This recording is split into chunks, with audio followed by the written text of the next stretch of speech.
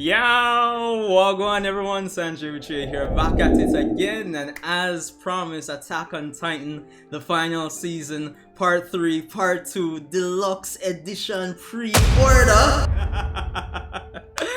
But anyway, I'm here, and as promised, I'm here with my brethren slash guest. What do you want to go by on cam, sir? Agent Ray. Agent Ray, the man himself. So yeah, brethren, nearby, all the above. And yeah, we're here for the final episode of Attack on Titan, man. And it's been a journey. I mean, like, yeah, it's been quite a journey. Oh, just food for thought. So I got Ray into Attack on Titan way earlier this year, if memory serves right. And I myself would have gotten into Attack on Titan 2 years ago, if I'm remembering correctly. At the time, the manga was ending, and I was like, let me just finally get into it. And watched up to the latest episode, read the manga, well, from like season 3 content upwards, and honestly, it's been an experience. But as my guest here, like, what were your thoughts going through the series? All right, so just total disclosure here, I had been outside of the manga verse and the anime verse for a while. I'm an older head, and I came up with Americanized remakes of old animes back in the days, and I kind of drifted away from it for a while. And then, I met my man right here, and he said, "Hey, you should check this out." And I was like, I was kind of so-so about it. And I sat down, and my mind was completely blown, because there's so much that you can get from this work of art. The anime is art. Let's just call it what it is. I have a background in communications, journalism, and also cinema. I went to, I'm not going to say the university back in the States, and I was a journalism major, and my specialty was cinema, So as I was watching it, I was pulling all these things from it that dealt with literary criticism and cinema as an art criticism. And I was like amazed at the writing, the plot, the character development, pacing, and also, drawing from, religious traditions and ancient myths that are all weaved into the AOT and other animes also, and the psychology behind it. Yeah. So, I go a little deep. Deep in it, he knows, we get, it's true. We go way beyond he covers, like, I call it the institutional elements of animes, he's an expert on the writers, the producers, the history of it, the manga, the transition from manga adapted to anime, and tells you so much. So I learn a lot from him. He's like a sensei for me. It's like taking me through this journey.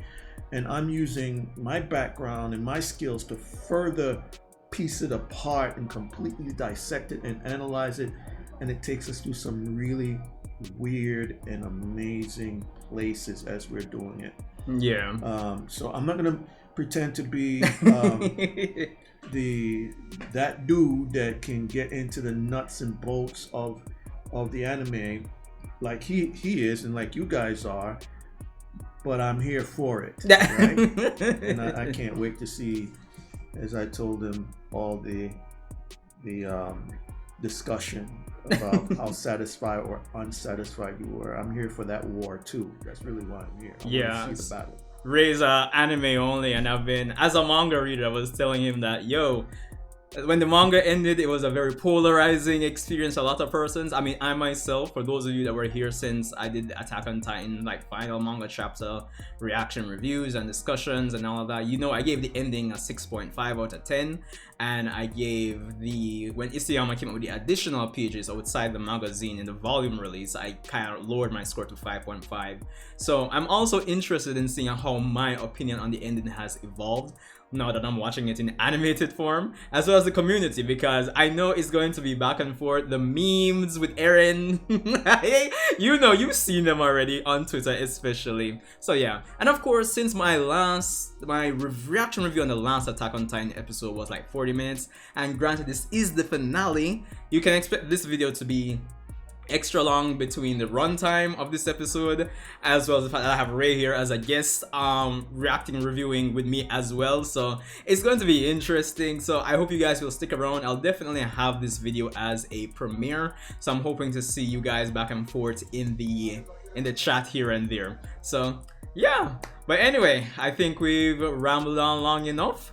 Rain, we're ready to get into Shingeki no Kyojin, ready to dedicate your heart for the final time.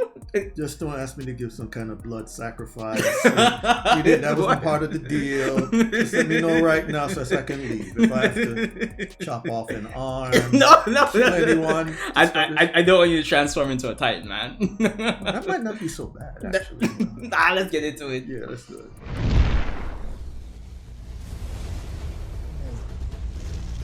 Alright, here we go, guys.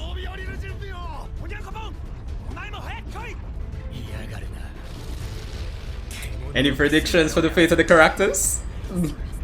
I'm gonna hold my assessment for now. Alright.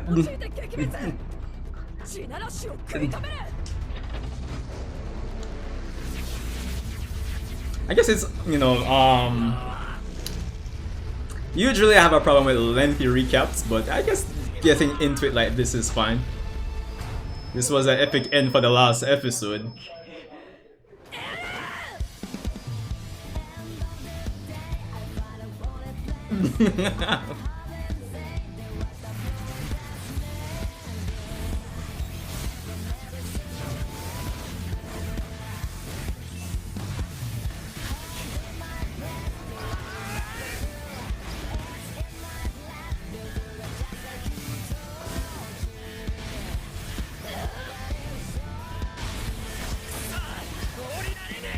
If there's one thing I'm gonna miss Attack on Titan for, it's definitely the music, honestly.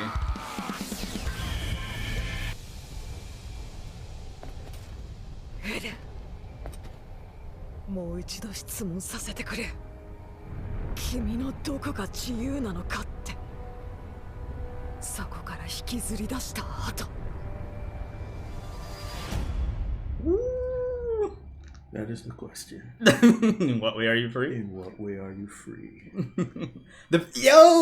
Battle of Heaven and Earth. Sid, if you're watching this as well, here we are. We're finally here. The Battle of Heaven and Earth, as promised.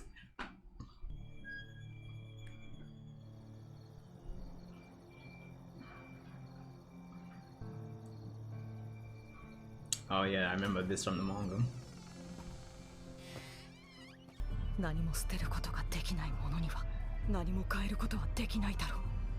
Merch? Definitely.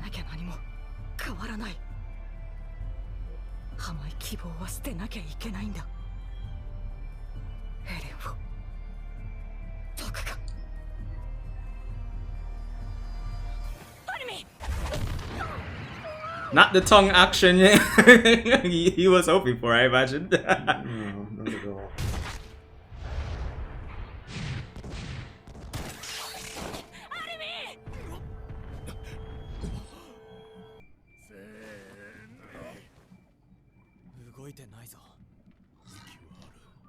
Can't kill the only black man in the show.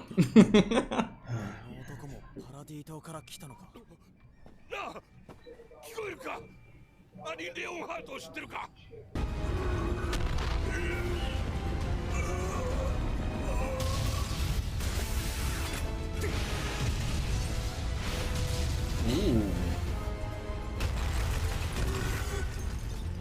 Not gonna lie, Mappa's really improved with the CGI throughout these seasons.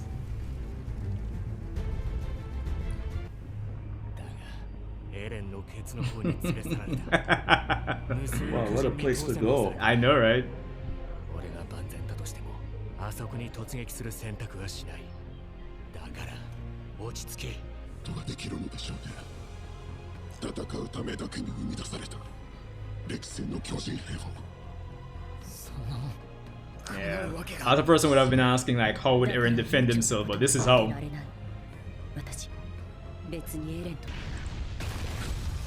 Peak with the quick maneuvers, quick thinking.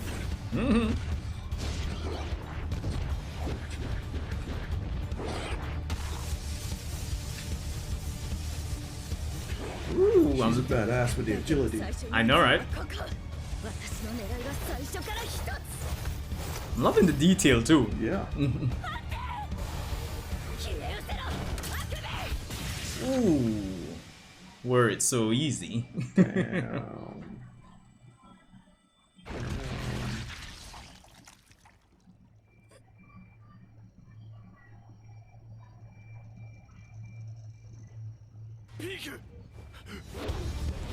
Ooh.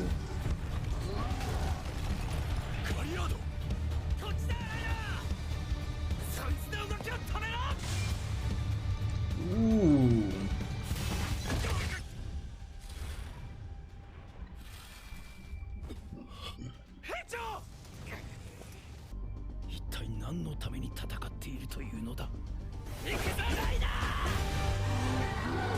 Music swelling. Levi, yo. Yeah, do your thing, Levi. I even think these Levi scenes are extra compared to the manga. Yo, the camera work too, I'm not gonna lie.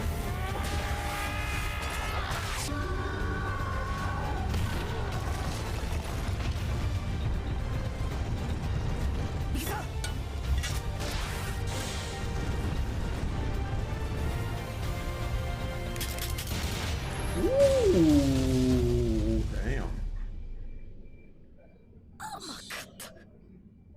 So poor Armin is stuck in Eren's ass. There's gonna be a whole lot of memes about this, I'm sure. To be fair, he's stuck in another Titan close to the ass. That's still pretty bad.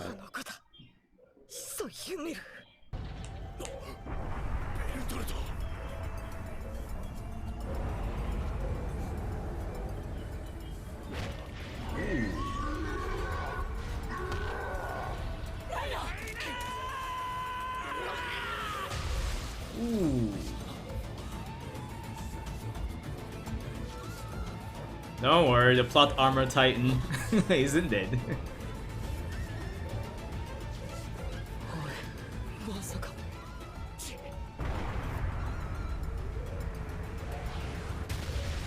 Ooh. Again, I have to compliment them on the CGI, man. Like, I don't know if you've taken notice, like final season part 1, 2, and this part, there's been like a gradual improvement when it comes on to the CGI. No, I've definitely seen that. I'm impressed.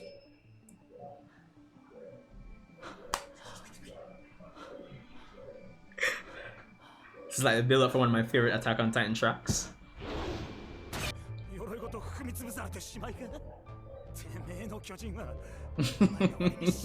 That's true.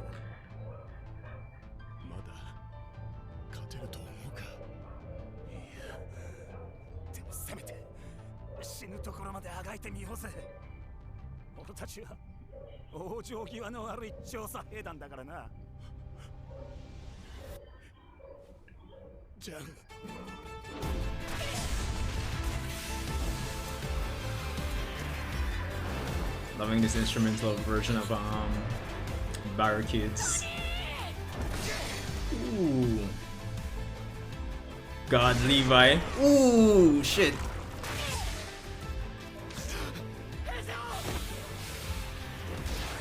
Levi was already injured and has to be saving the uninjured.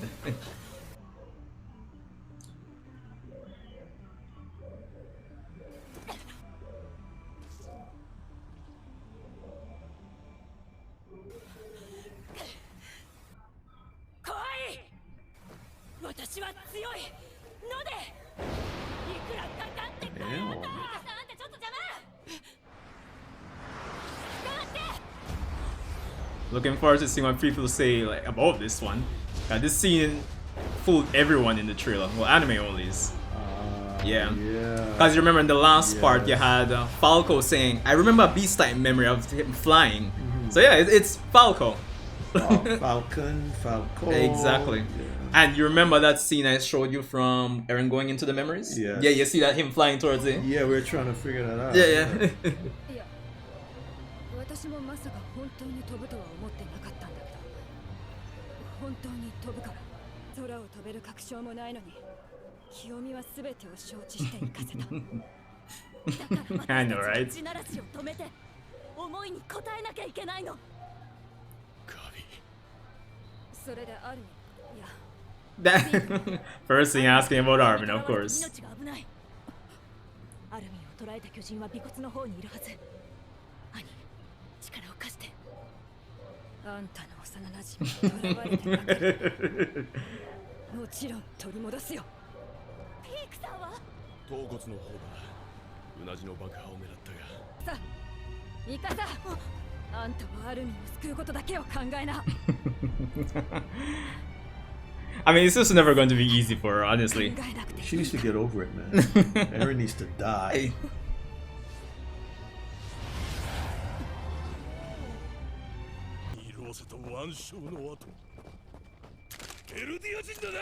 Really, dog. In a time like this, and the guys still want to go at each other.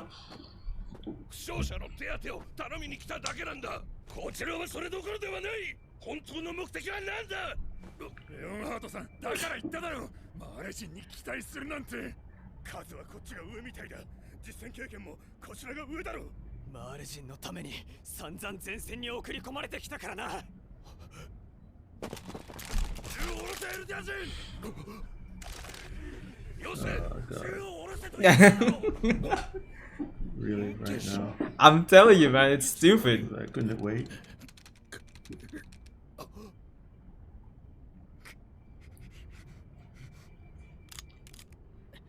Don't do it. ミュラー長官。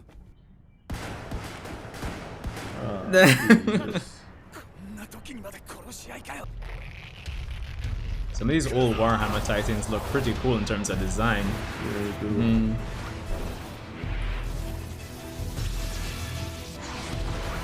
Ooh.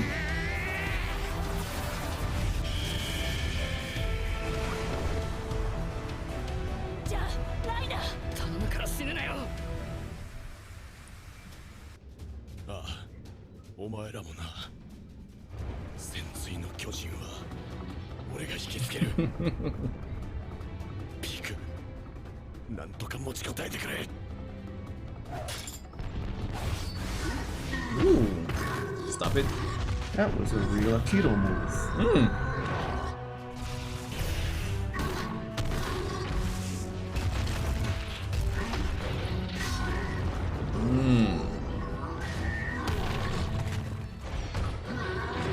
Woo!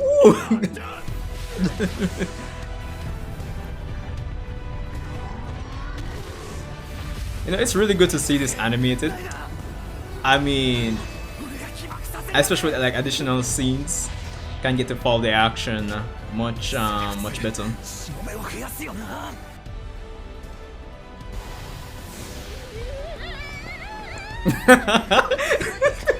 No, I'm sorry. That is going to be a meme. I can see it already. How could it not be? The meme just created itself just now. I've had it. I've had it.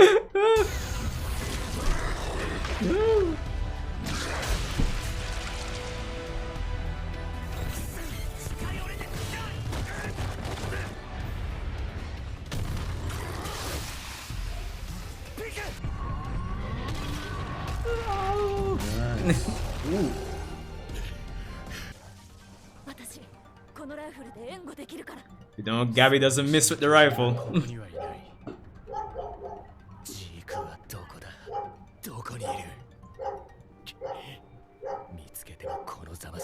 He wants a piece of meat bad.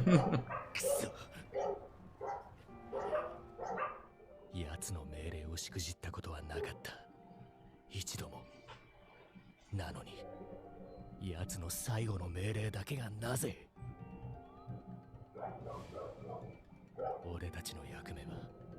あそこで終わりだったのかもしれない。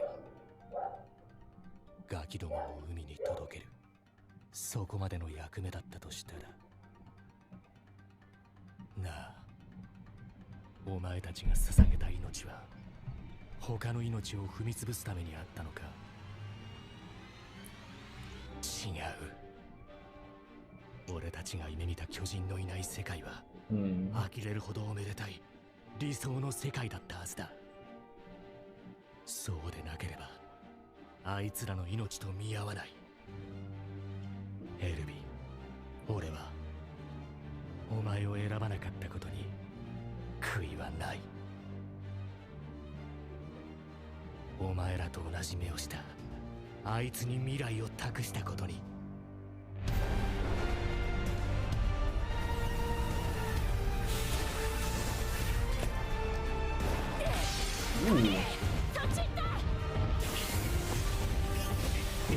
Frozen in. Tell them I'm loving the camera work. Yeah. Get that Nate, baby.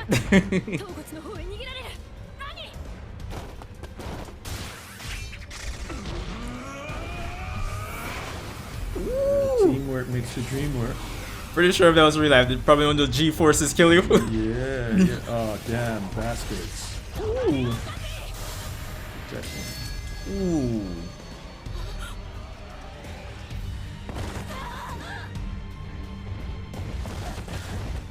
Damn.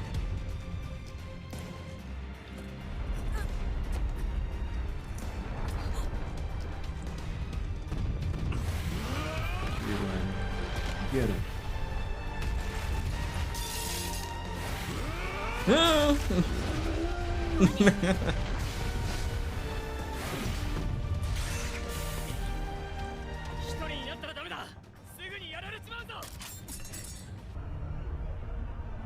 Oh, remember those scenes I told you I took out and was showing you? Yeah. It's like this is it. There we go. Ooh, that looks real good.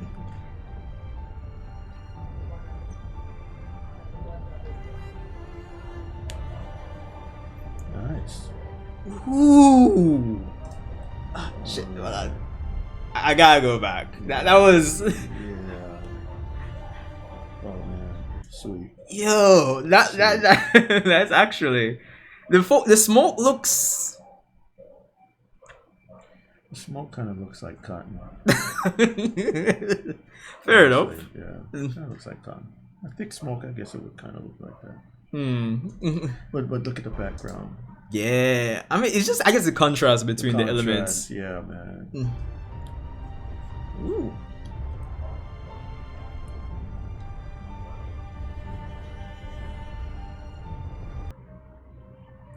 Ooh. I love the artistic choice right there. Having the mother and the baby be the only ones in color. Yeah. What's the symbolism behind that? Probably represents hope for the future, and everybody else represents the old guard. They all passing the baby back to safety. The mother died, right? Yeah. So that's what the symbolism is. The baby's in a red blanket too. True. Signifies life as well.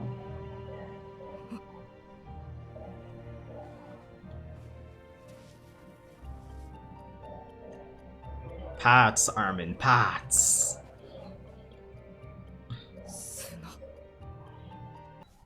Nope.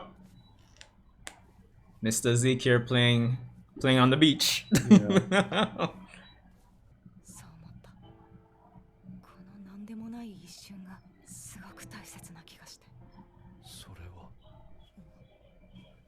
これは砂に埋まってました。 Oh, that's interesting. I never. でも僕にとってこれは増えるために必要でも何でもないですけど、すごく大切なもの。 I never really saw it like that from the manga perspective. Or maybe I missed that. ただ投げて、取って、また投げる。ただそれを繰り返す。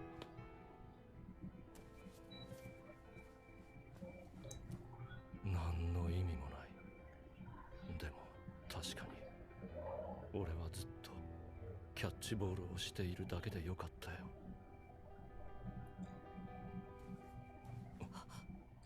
Ooh.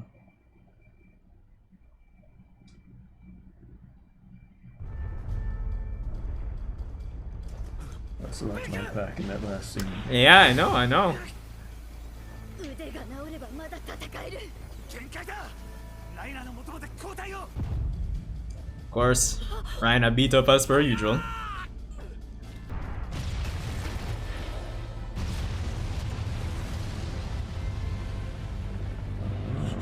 Yeah, Berthold's back in control.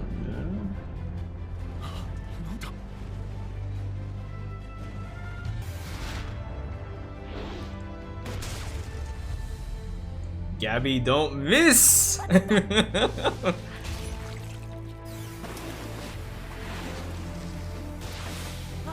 を返せ。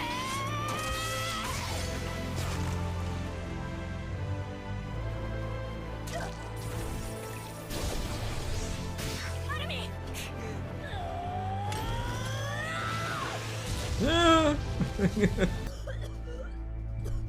Catching her man! アル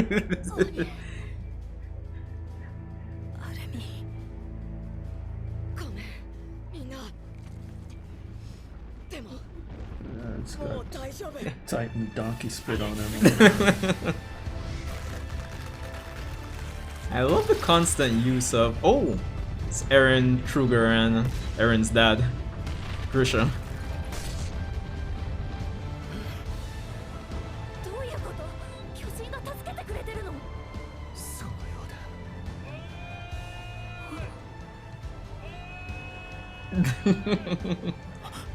ここだー。レヴァイ、俺は会いたくなかったけどな。チーク。いい天気じゃないか。もっと早くそう思ってたら、まあいっぱい殺しておいて虫が良すぎるよな。 I knew that was coming. Yeah. I mean, Zeke already pretty much resigned himself. Yeah.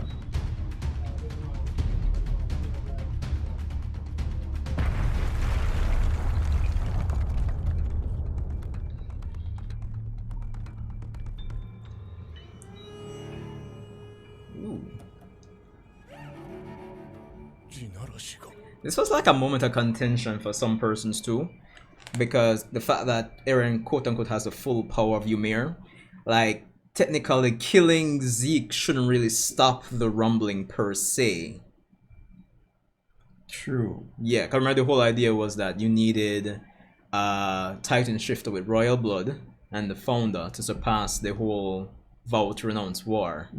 Zeke went in, Zeke figured out how to, you know, get rid of the vow, essentially, which was the whole back and forth between him and Eren, like, oh, I have control, no, I have control, etc. But now that Eren has full control, by right, killing Zeke shouldn't really... The question is that did Zeke reach an epiphany that resonated throughout the others, including Ymir? To kind of reinstate that? Yeah. Okay, that's one thing I never really looked at that way Yeah. either. Because, you know, I mean, he and Armin had a very deeply existential conversation in which I have to admit I've thought about, you know, what is the Point purpose, of point of life? You know, we live to eventually die. You know, we have some good times, bad times. Some of us more good times than others. Some of us have really shitty lives, right? And the whole idea is that life was meant to multiply. Life wouldn't be unless it had the ability to multiply, right?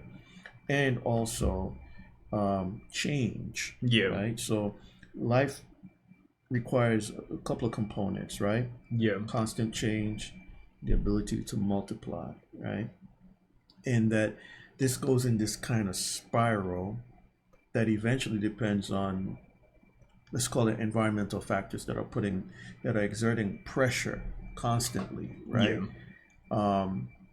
Because with life there's eventually death, and life is kind of finding a way to live in spite of this eventuality. So you have these two conflicting principles of life and death all the time, and they need each other in order to continue doing what they do. Yeah, right? true. And Zeke mentioned that we were eventually formed as a result of this constant battle somehow, right? And he's having this really deeply introspective conversation with Eren. Is existential and introspective. And when, not Eren, Armin, yeah, is holding that leaf and he sees the baseball. Yeah, because from the manga perspective, I don't recall seeing it like that. You know, so that was I'd have to go back and check at some point. But that if that's a change per se, that's really good. Because from the manga perspective, I thought it was like the leaf transformed into a ball. Yeah, I never saw it like, oh, from their each perspective, they kind of saw like, okay, the real true value in their experiences in life, Exactly. That epiphany came for both of them. One in the symbol of the baseball for Zeke, the other one in the symbol of the leaf, and what it took Armin back to the memory of racing up the hill with Eren and Mikasa, even mentioning that Mikasa even then was lagging back, right? Because she didn't want to surpass Eren. And of course, Armin lagged in the back. And he realized that's what life is about. These moments, right? And that sentiment somehow was able to be transmitted, throughout the space where the paths, the paths. So that sentiment was transmitted to all of them. And so that's why you see that change, because they all had the epiphany at the same time. They're sharing it. Because all Eldians are connected. Exactly. Okay, so we should do more of these. Exactly. All right, let's go. By the way, yeah, that kind of helped me out a little bit too. Really? Yeah, that really, seriously. Okay, for everyone out there, me, myself included, I'm sure we've all been through those periods of time, like, damn it, what's this shit all about? I mean, if you really stop and think, when you're out of that zone where you're enjoying life, everyone's been in the zone where life sucks, right? We've all been in that zone. True. Some of us stay in it longer than others, right? Unfortunately, it leads to really tragic ends for some. Let's just keep it real. But that was so instructive. That life is about those moments that you can treasure and hang on to. I have nothing else to add to that. All right, definitely let's keep it awesome going. moment, man. Yeah, let's keep it going.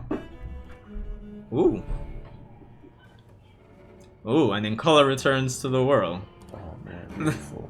Oh man, symbolism upon symbolism. Eren still moving forward though.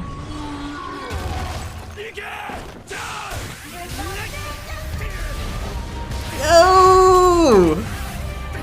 Play this track one more time.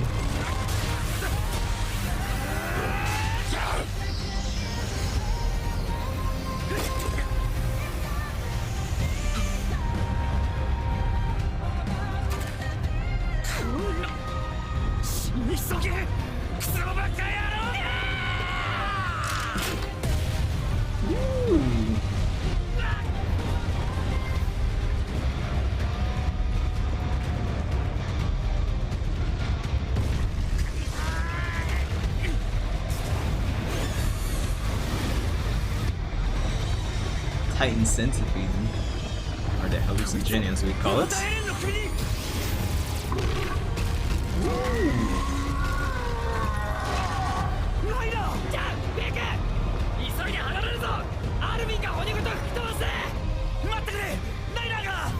鎧の巨人ならきっと超大型の爆発に耐えられる。何より根気を逃すことはライナーの覚悟を不意にするも同じ。 So stop talking and blow it up already. Here we go. ありがとう。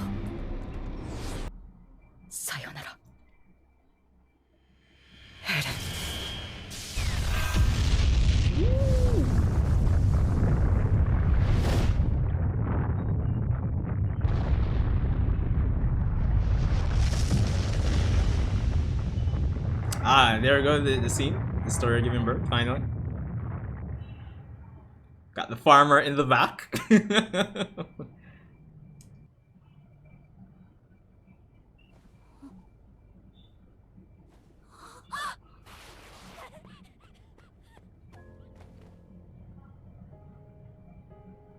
Touching reunion. It'll be bad if somebody ruined that. I'm always ready for something to happen that kind of 俺たち間違ってなかったよな。地ならしを止めたし。どうして収容区からここまで。レオンハートさんがみんなをここまで率いたんだよ。言ってあげて。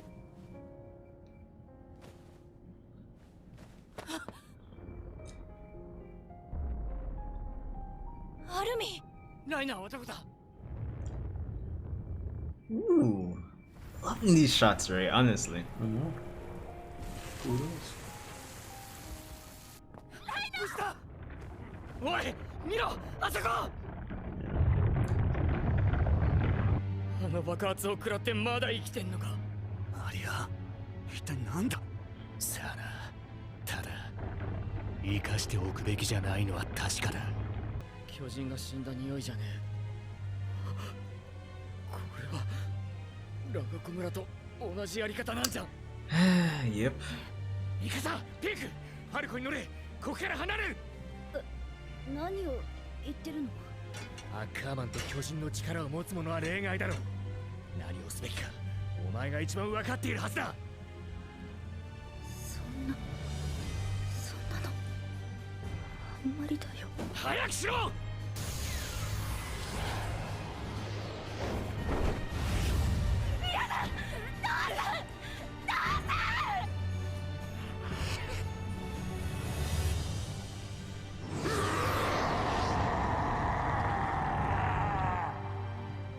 ！You remember what happened to Rogako Village, right?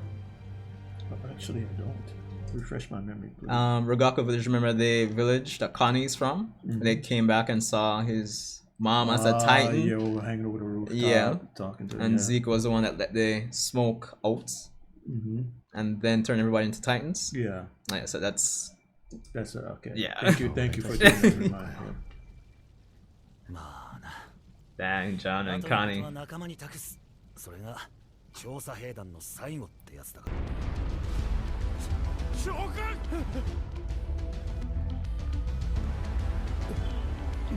Funny how that works. The person you were just thanking is now a Titan, eh?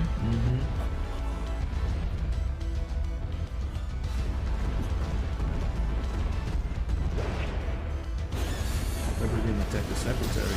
No, because the Hallucinogen is what's controlling it. Source of all time powers. Or source of all living matter. What you might call it.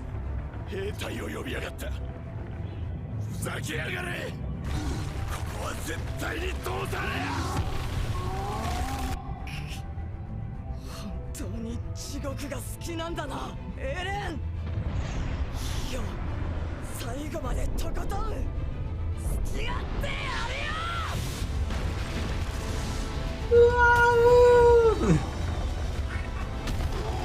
マフラーは捨ててくれ。お前はこの先も長生きするんだから。俺のことは忘れて自由になってくれ。 Still not the actual bird that I showed you. But probably a stylistic choice.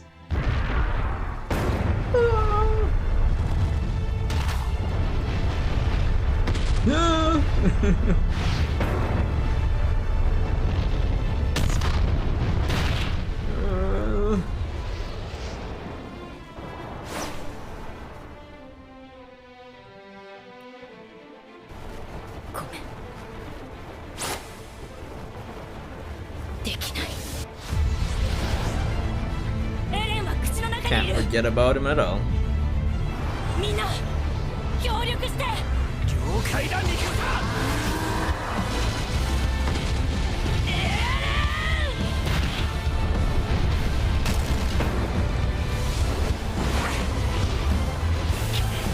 Levi going in.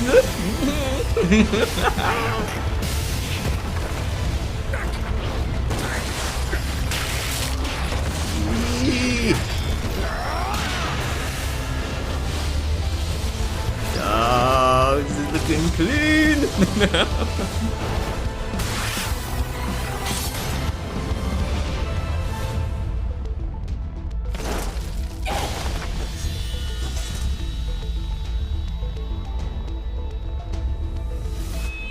Oh, Mikasa, don't be a liability.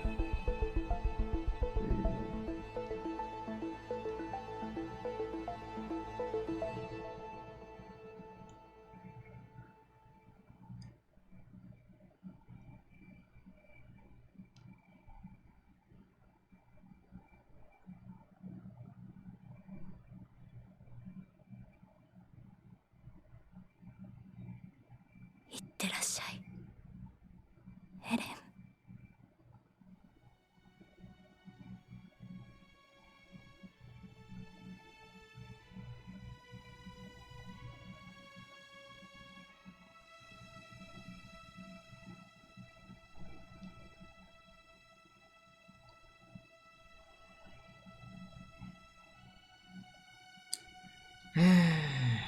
Toward the tree on that hill. Oh, Did I touch something? I think it might be you touching the. Yeah. Yeah. bad. So what's going on? Like, keeps pausing.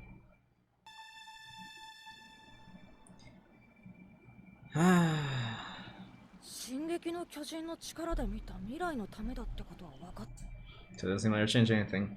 So you remember that scene when they had just left the island, like this quote unquote alliance of Armin, etc., etc., and he was talking to Annie, and then you saw that bird that was looking at Armin, or when they had the iconic "This is freedom" scene, and you look back. So isn't that right, Armin?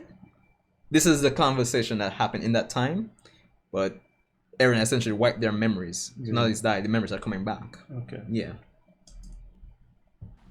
どうしても僕をボコボコにしなきゃいけなかった理由って何？膝蹴り入れる必要あった？お前たちを突き放すことに。それが勲章授与式で見た未来。アルミン、俺は頭がめちゃくちゃになってしまった。始祖の力がもたらす影響には過去も未来もない同時に存在する。だから仕方がなかったんだよ。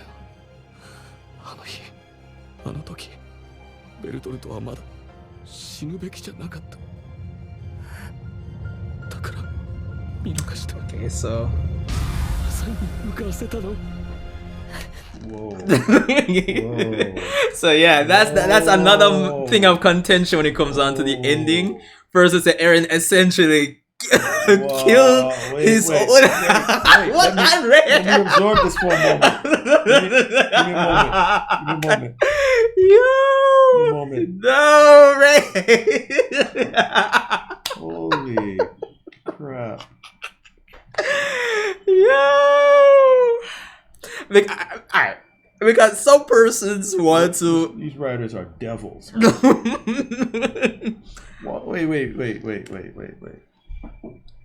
Oh my god. Because depending on the translation, some persons don't want to make it seem as bad. Like, okay, maybe just move it from Bertholdt. Some persons don't want to say Eren necessarily killed his own mom, but okay, we just moved the Smiling Titan from Bertholdt, and that just led to that result. Or some person look at it, oh, Eren is seeing everything all at once. I need to ensure that I'm on this path. So, I don't know. Alright, let me just stop yapping. How do you take it? How do you take that? I mean, we'll still have to talk about this in the review section still. Look, the bottom line, no matter how anyone wants to express it or parse it out, Eren felt that he had to make a decision that would end up killing his mom in order to make things right. And that's what he did. He's the reason why his mom died. And he just admitted that. He said it. Because he's an extra dimensional being. He's living in if the past and future are the same. They don't. There's no distinction between these concepts. You know, with these powers that he had. So everything was just laid out in front of him. It's so funny because I've been having these conversations with myself, and because you know me, I'm a nerd. You know, I look into quantum physics and you know all this other stuff, and I have these conversations all the time. You know, yeah. Okay, cool. You know, space and time aren't really very different. I mean, of course, in a lot of literature, well, scientific, they would intertwine. It's not even so much they intertwine. They're really all the same thing. It's just that we separate them because we are three-dimensional beings. We cannot think or conceive of existing in a dimension beyond the one that we're designed to be in. But if you think about it, let's say from here to the supermarket. Yeah. We consider that space, it's distance. But it takes time to get there. Oh, the same. So if we ask someone, well, how far is it to the supermarket? We either give them distance or time. Fair point. So if you really look at it, space and time are kind of the same things. It's just that we are oriented to see them in specific ways, but in the end, it takes a distance, and that distance is equal to a certain amount of time depending at the rate of speed that you're going. Right? Yeah. Now, let's say it's 2 miles to get there. But if we're, you know, one person may be traveling 1 mile a minute, they'll get there in 2 minutes. Another person is traveling a mile every 4 minutes, they'll get there in double, you know, they'll get there in, you know, slower, right? So, but it's the same time, it's just relative. And, you know, he's living in that right now where it's not even how we would see it. It's like this entire table that your machines are on is both space and time. So just going over here, you're going to be what we consider the future. Going back here, we're going back to what we consider the past. But him, he's standing on both of them. He's occupying both the past and the future. So again, another deep, not only philosophical, but you know, they throw freaking, you know, theory of relativity into it, and you know. But yeah, he's responsible. He killed his mama. Fine. Yeah. It's crazy how that works, eh? Yeah. So anyway. I got it. だから見逃して朝に向かわせたの。行こう、エレ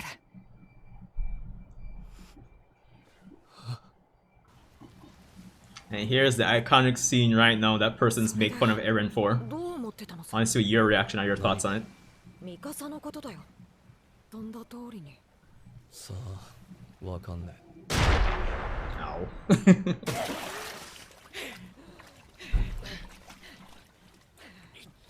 わかんねえじゃないだろ。僕は許した覚えはないぞ。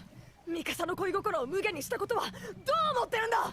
命がけでずっとエレンだけを見てきたミカサに俺のことは忘れろで済まされると思っているのか。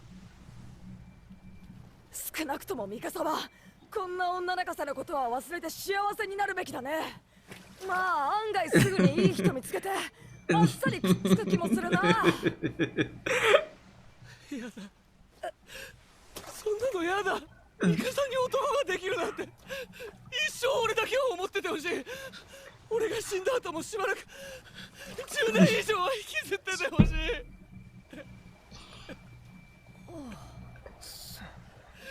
そこまでかっこいい。ミカサには言わないでくれ。All right, so basically, Armin's simping caused Eren to bring down his anti-simp shield, So now they're in a bubble of simpism. I mean, Armin's not saying he's going after Mikasa though. That's what if you're interpreting it like that. Well, he's not saying that. So why was that grin? I mean, he's just kind of trying to make fun of Eren a little bit, I suppose. No, I think Armin had some, latent desires for Mikasa. Nah, he likes Annie, man. What are you talking about? I mean, we know he loves Annie. We know Annie likes him. That too, right?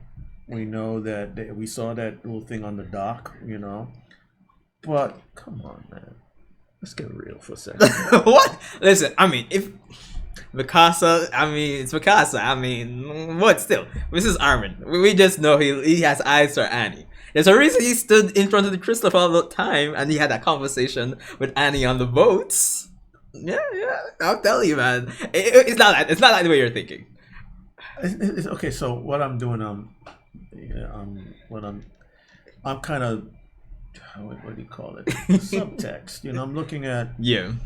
I'm looking at what wasn't said. Okay. I'm looking at the kind of three-way tension that Eren never felt. That Mikasa probably wasn't aware of, but I felt that with Armin to a certain extent, right?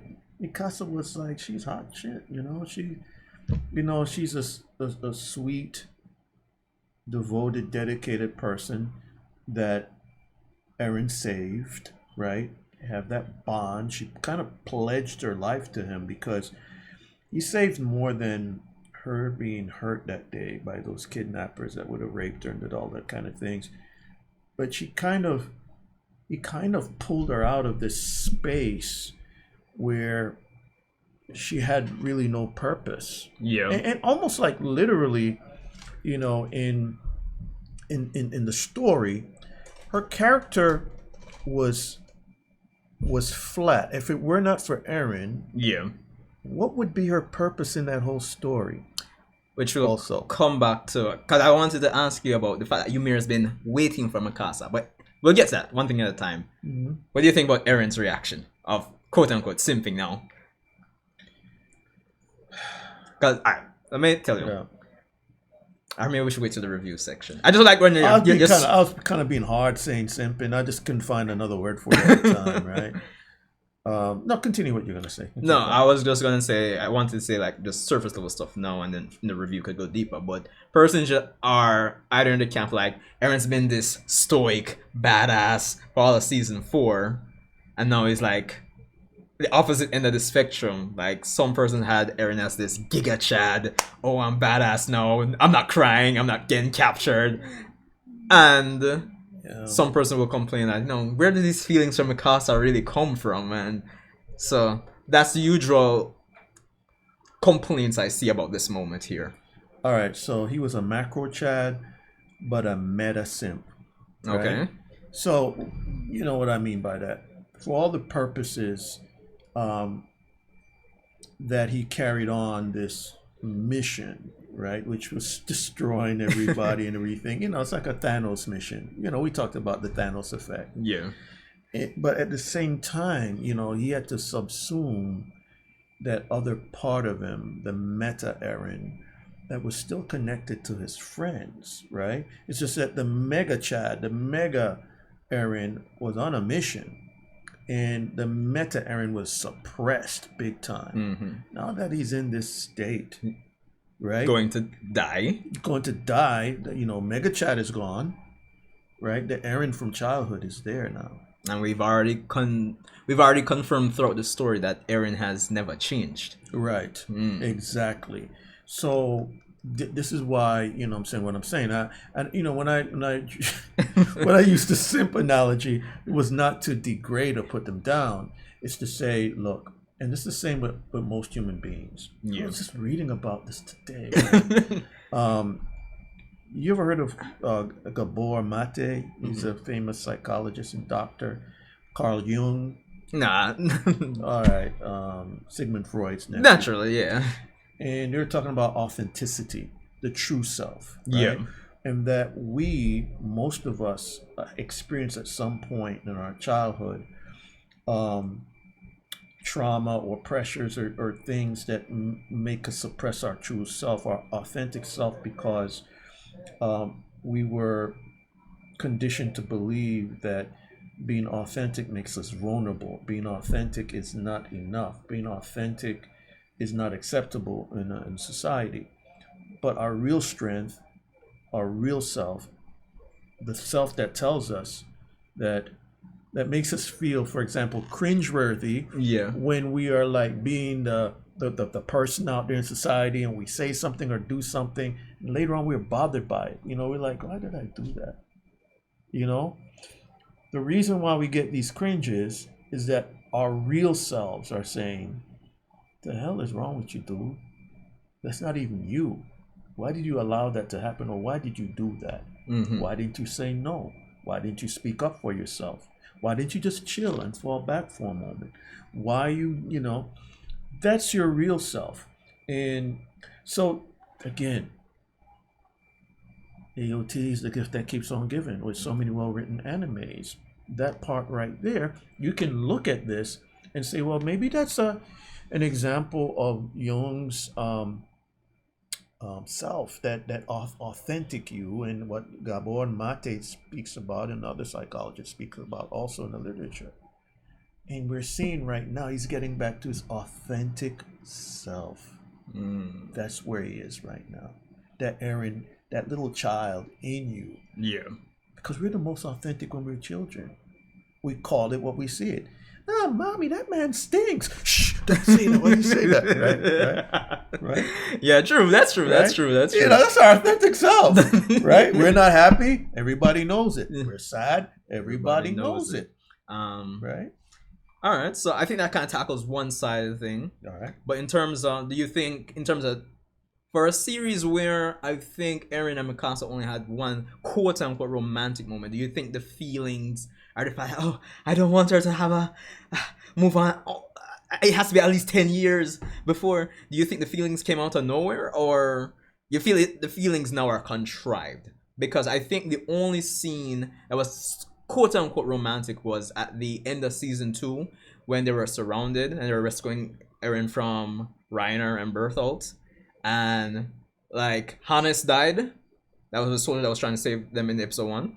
And like Mikasa was looking, she was going to confess because they thought they were going to die. And then Eren Yeager gave up. It's like, I'll wrap that scarf around you as many times as you want. That's the only scene I think in this entire series that you could make a nod at to say it's kind of romantic. So with that in mind, do you think these feelings, these strong feelings, are a bit contrived per se?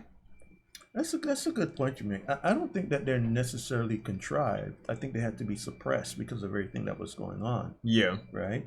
And imagine, they're kids too, right? So they're still, their personalities and they're still maturing. Yeah. So there's so many things going on. I mean, the wall's getting attacked, the Titans are coming out the wall, all these political intrigue and everything, dealing with the death of his mother. And, you remember in the beginning, he was just trying to prove to everyone, else that he could be a good scout or whatever. And he was going through all these changes. So there are a lot of things that may have interrupted the kind of self-reflection and self-awareness that he needed to determine, I really want this girl. She's mine. I want her in my life, There's so many other conflicting things happening that. And plus, he was still maturing. Yeah, because right now he's only 19. Yeah, he's 19 now. Yeah. Yeah, but at that point, with everything that he's been through, I'm sure they've matured super fast. Super fast. Right. So now he's more self-aware to understand, and now he realizes it's too late. That's where his sorrow is coming from. Yeah. Okay. All right. Let's continue for now. Yeah. Alright. そこまでかっこ悪いことを言うと今のはミカサには言わないでくれ幸せになってほしいんだよ本当にでもくそ死にたくねえミカサとみんなと一緒にいたい諦めずに探そう他の道がないかダメだ俺と同じでみんな死にたくなかったはずだ。私がやったことは無駄だって言いたいのか。いいからまだ起きてない虐殺を止めるんだ。できない。お前たちが救える人類は2割までだ。もう決まっている。決まっている。It's this new dialogue. 自分で殺したんだろ。もう何度も試みては失望した。This is new dialogue. 未来の記憶は寸分たがわぬまま起こることは変わらなかった。アルミン、お前が言った通り、俺は自由の奴隷だ。バカなことを。This already puts it above the 繰 manga. り返しがつかないのか。ありえない。こんなのは解決じゃない。人がいなきゃ戦争は起きないだと。こんな冗談を真に受けるやつがあるか。エレン、確かにこの戦いは終わりが見えないし、僕たちが体験した地獄は何度も繰り返されたよ。きっとそれでもいつの日かきっと分かり合えるって、そんなささやかな願いさえもう誰も信じない。残された教訓は殺すか殺されるか、それだけだよ。全ては僕たちのためにやったっていうのか。エレン、お前の名前だ。いや、違う。エレン、お前は自由だ。俺は平らにしたかったんだ。この景色が見たかった。なんでかわからねえけど。People clown on the ending for this as well. どうしても。Him saying he doesn't know why, but it's more of a nuance thing. I think you have to kind of dissect that お前らを line. 守るためだって思ってた。 Go back to that line for me for a moment. Hold on. なんで I don't know. I just wanted to do it. やりたかったんだ。どうしても。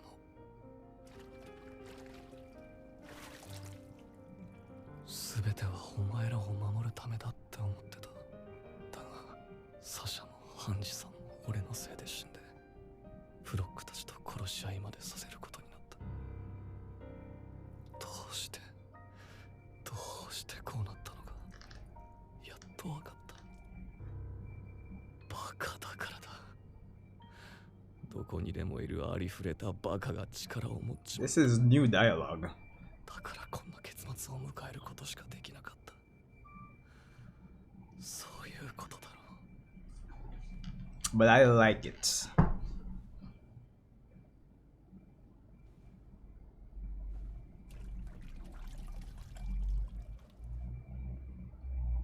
わかるよ。この世から人を消し去ってしまいたいと思ったことなら、僕たちがやったことだ。だからこれからはずっと一緒だね。これからどこで？あればだけど地獄で8割の人類を殺した罪を受けて苦しむんだ。二人で。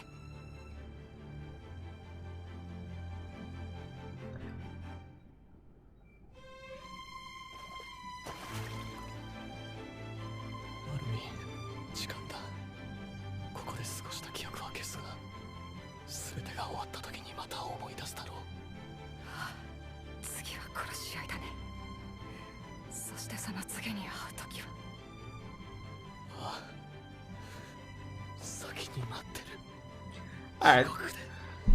Alright, so Isayama had said he did submit a revised script for this episode compared to just taking it. I mean, for the most part, it's mostly one for one from the manga, but this scene here, it flows much better compared to the manga. But I'll say more in the end. ずっと一緒だ。もう怪我は治ったの。 See? 何？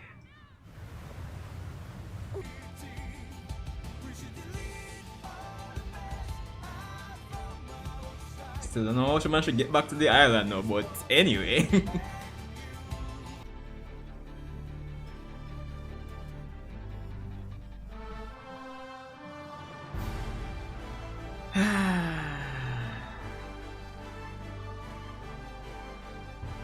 Historia! And Farmer Kun. 天と地の戦いと呼ばれたあの日から3年、途方もない数の命が奪われ、生き残った人々も癒えぬ傷跡に苦しまれていることでしょう。喪失の最中にある世界が危惧する通り、エルディア国はイエーガー派が取り仕切る軍を結成し、 Of 日 course. 々に力をつけています。海の向こう側で生き残った人類の報復を恐れて、島は一丸となり声を上げます。勝てば生き If る、 we win, we live. 負ければ If 死 we ぬ。 lose, we die. 戦わなければ勝てない。戦え。巨人がいなくなっても争いはなくならない。エレンは知る限りの未来を私に伝えました。それ以上先の未来まで見ることができなくても、この未来だけは鮮明に見ることができました。きっとこの結果はエレンだけの選択ではありません。私たちの選択がもたらした結果がこの世界なのです。 True. 私たちは戦わなくてはなりません。これ以上戦わないために、再び安寧とは無縁の日々を生きることになろうとも。彼が私たちに望んだ人生ではありませんが、彼が望もうと望むまいと私たちには託されました。残された猶予をどう生きるか、この巨人のいない World 世 without 界。 Titans.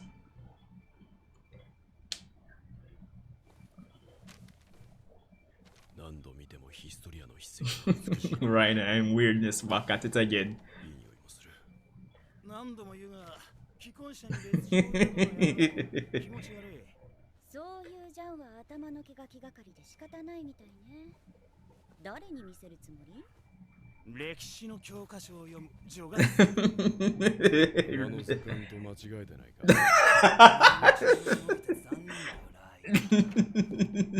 パラディ島が見えてきたよ。この辺りで撃沈されてもびっくりしないと。 Peak looking real peak. I'm not gonna lie. 船が浮いてるとはな。あのバカ野郎が押し付けた世界の英雄の役がこれだ。何が長生きしてほしいだよ。なんだに、今さら生きて帰れるつもりで船に乗ったのかよ。まさか。でもあんたたちだって花から自殺しに来たわけじゃ。私は憲兵だけど。 Fair point, fair point, that's fair. パラディ島のみんなは知りたいはずだから、僕たちの物語を。 Levi handing out candy. Wow. Makes sense he stayed behind for real though.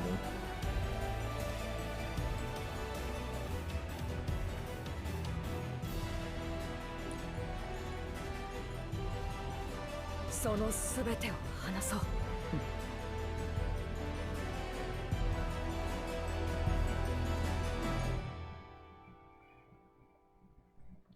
Alright, so fun fact.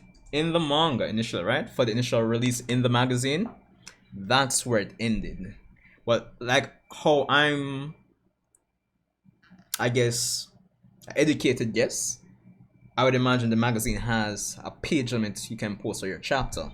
So when Isayama released the volumes, my educated guess is that he could have the full page count. Even the scene where Mikasa was walking away and talking to Ymir, that's from the additional pages as well. But he would have ended it here. So what you're seeing is, what you're going to see now is the extra stuff from when you release the extra pages after released in the volume release. Yeah. Well, no, not yet. There's still one scene with Mikasa that it needs to show before the extra pages, which are a source of memes. エレン、もうすぐみんなが会いに来るよ。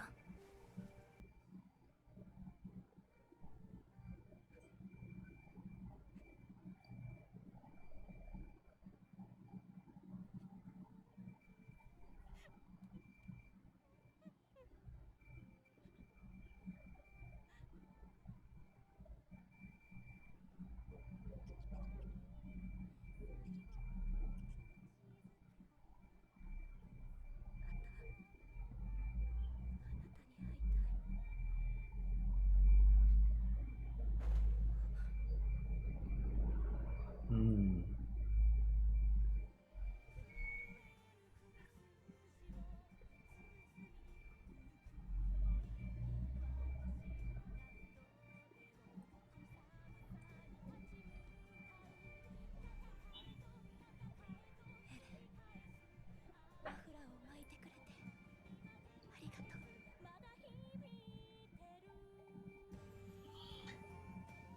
Okay, should still check this out because this is important too. So they meet.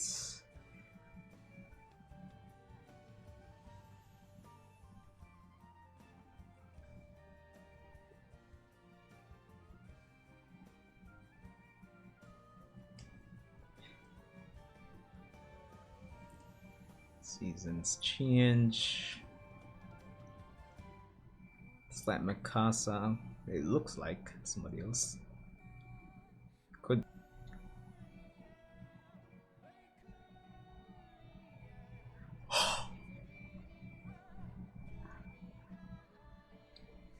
They're playing Requiem. Who was that in the grave that we just saw? Oh, that would have been Mikasa. We saw the scarf. Yeah. Yeah.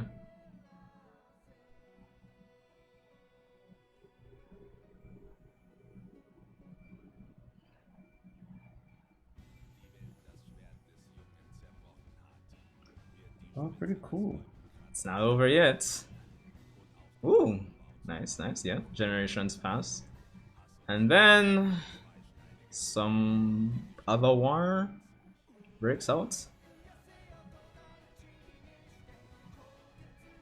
and then the island gets bombed.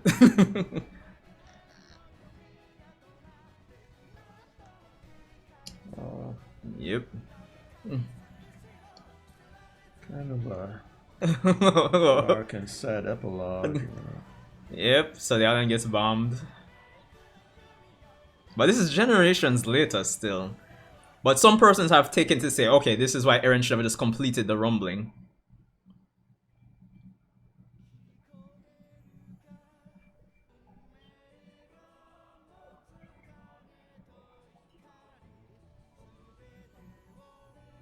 And here we go again. Remember that big tree? Yes, I do. That Ymir walked into? Yes, I do.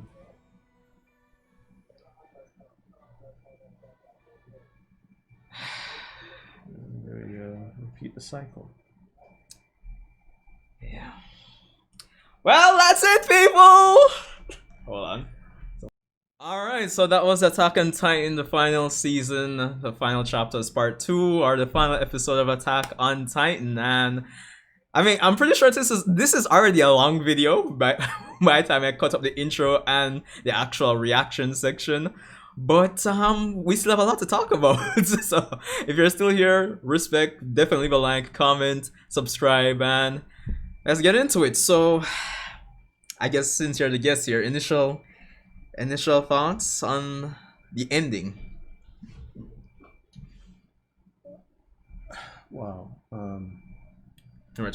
Bro. There's so much to unpack for the ending. If I could summarize it in the most succinct way that I could, I would say that it was a good ending. And when I say good, it's only because I can't find the word to kind of be more clear about just how deep, poignant, impacting, whatever words you want to use, synonyms you want to use.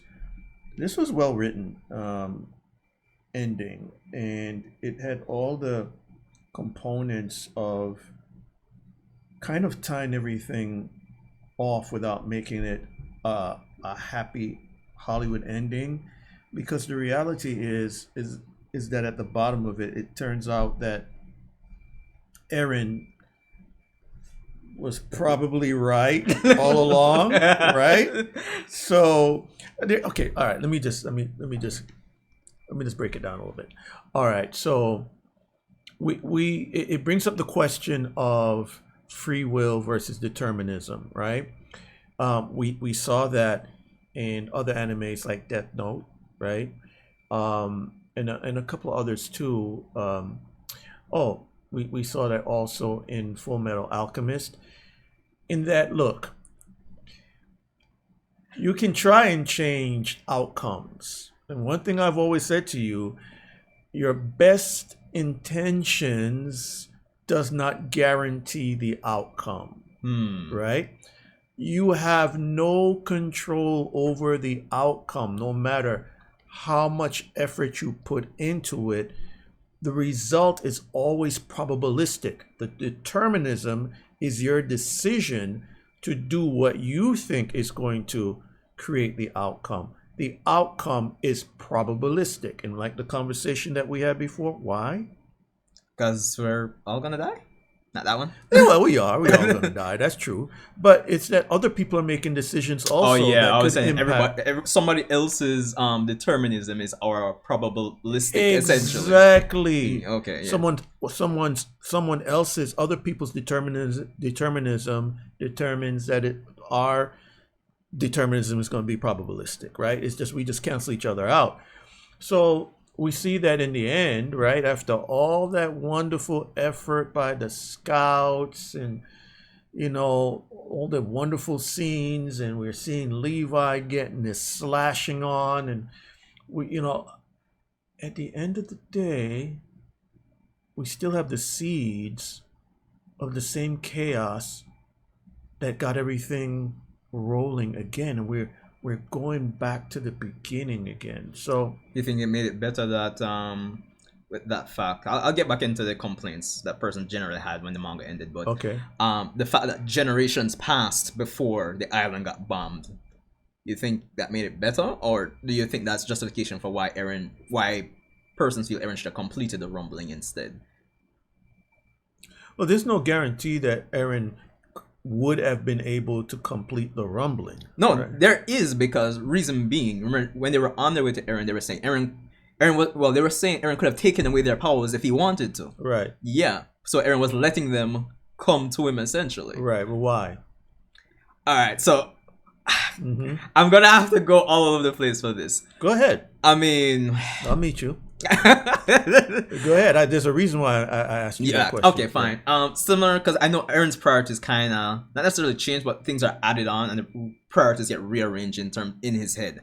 But essentially, he knew, like he was saying, Ymir was waiting for Mikasa to make a choice.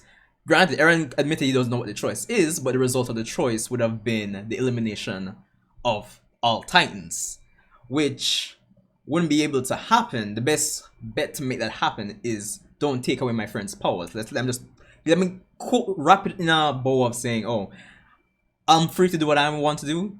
I won't take away you guys' powers. You guys are free to do what you want to do. He meant that, but it also doubles as him kind of pretending like, okay, I'm kind of following this path to set Ymir free from this quote-unquote curse of love, which persons have kind of complained it's become a love story. But so that's what I'm thinking.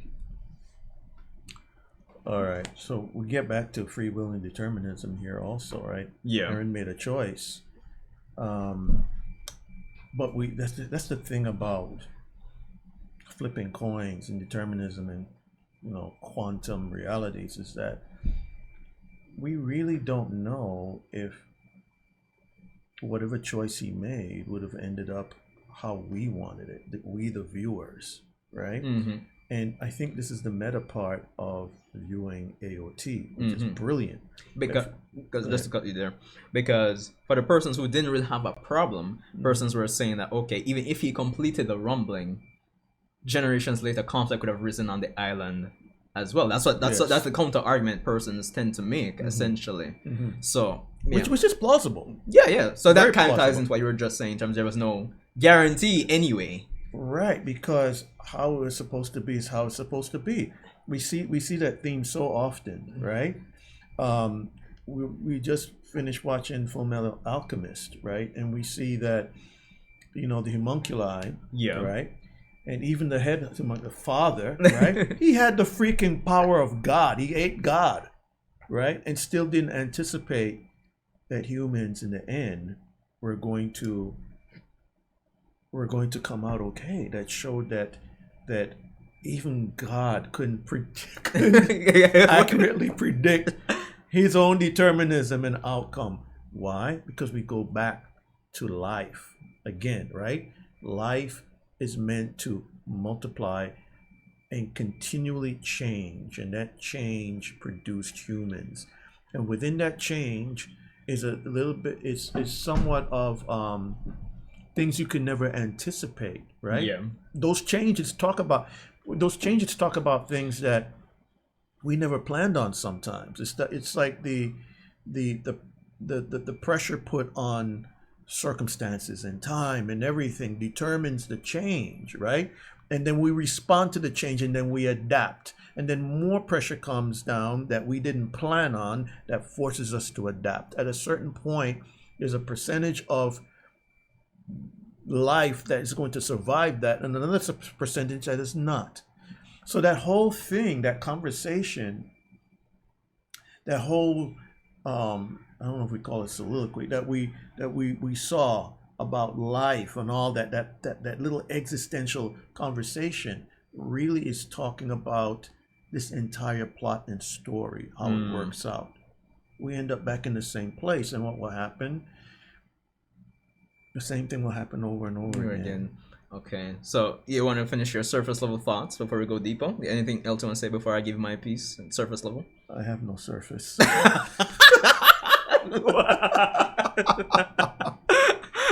Okay, that was a good one. That was a good one. That was a good one.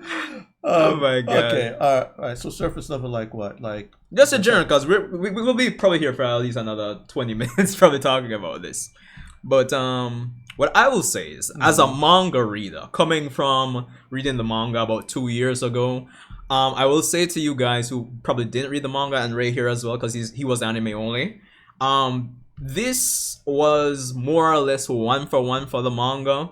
The improvements come mainly from the sections with, I would say, Armin's conversation with Eren. Of course, action scenes coming from the manga to anime is definitely clearer, so that's definitely in terms of seeing the choreography and all that jazz and blues. But coming out, it just seemed to flow better compared to the manga. Persons have been criticizing the manga version of the conversation Armin had with Eren, and I think with Isayama, which I think we owe the revised script to him for this episode, the original creator. It seems like he fully worked out the kinks in that conversation, because it kind of positions Armin, I think. Armin kind of adding or admitting that he is also partly responsible for, what happened in the grand scheme of things. He had, even though he's not the main player per se, but he had a contribution to it. And I think that kind of shows character growth for the most part, because Eren was like, you didn't really want to kill everybody, you wouldn't do that. And he was like, maybe not, but I've kind of juggled the thoughts probably here and there. So, and I have my part to play in this. I think it definitely flowed better compared to the manga. And as you guys know, there's still one and two things we could probably complain about, but we'll get to it. So we'll take it step by step as we go through. So yeah, so to kind of just kick things off, man, the start of this, I mean, what did you think about the action scenes in the Battle of Heaven and Earth? What do you think about that? What in particular? You want to point out a specific point? I would say, like, for me personally, I definitely love the fight choreography. We were commenting on the camera work throughout the episode, definitely. course, the voice acting is good. We can definitely see the work that Mappa has put in terms of the art and animation, and like we were saying during the reaction, just the improvements in CGI. Like I think that just goes to show you, like, even the persons were actually complaining about the CGI for the first section of season 4, those first 16 episodes. Yeah, I remember. And it just goes to show you, when you give animators time, you can see the world of difference. So this episode, between animation, art, choreography, the music, I think, as per usual, and the time that they had, even though we were complaining about splitting season 4 part 1, part 2, part 3, part 5,000, I think this episode came out well in balancing all those visual and choreographic elements. I would tend to agree, and I think that the improvement in the art, the sequencing of the action scenes, and the angles, right? The angles were great. You know, shooting those angles, it, really helped intensify the acting and the feeling that you got. Right? I felt myself tensing up. That's good. That's good. While the fight was happening, it's like it kind of like sucks us into the environment while it was going on. But that all is in combination with the voice acting, the intensity of it, what was at stake. I was rooting for them. I was like, come on, even the parts where Annie like threw Mikasa. I was like, that was dope, right? And so all of that came together really well, and kudos. Definitely. Kudos to the studio in putting that scene together, and the actors who, lent their intensity and acting skills to make that really work. Yeah. So no, I have no complaints about that at all. Fair point. Yeah. Even the symbolic choices that the animators did. Like, for example, the additional scenes I left out from last episode, and they put in this episode with the rumbling. Even with the people dropping off the cliff, and they had the baby. Because I showed you the manga panel. I was saying, they left the salt ray. That was filled with symbolism. Masterfully done. Like you mentioned in the comments. Your comments is that we see everyone grayed out, except the baby in the red. And that red represented something too. It represented life, because blood is life. It represented something that's living, and that's something that would continue life after all those other people died somehow. And we saw again later on, when they got the victory, all the color came back and everything. Beautiful symbolism right there. Definitely. And even the shots of all throughout this episode, like, the shots have been great, even with the scenes of Eren and Armin going through the paths and recreating like all these areas that they saw in Armin's book. Finally seeing that.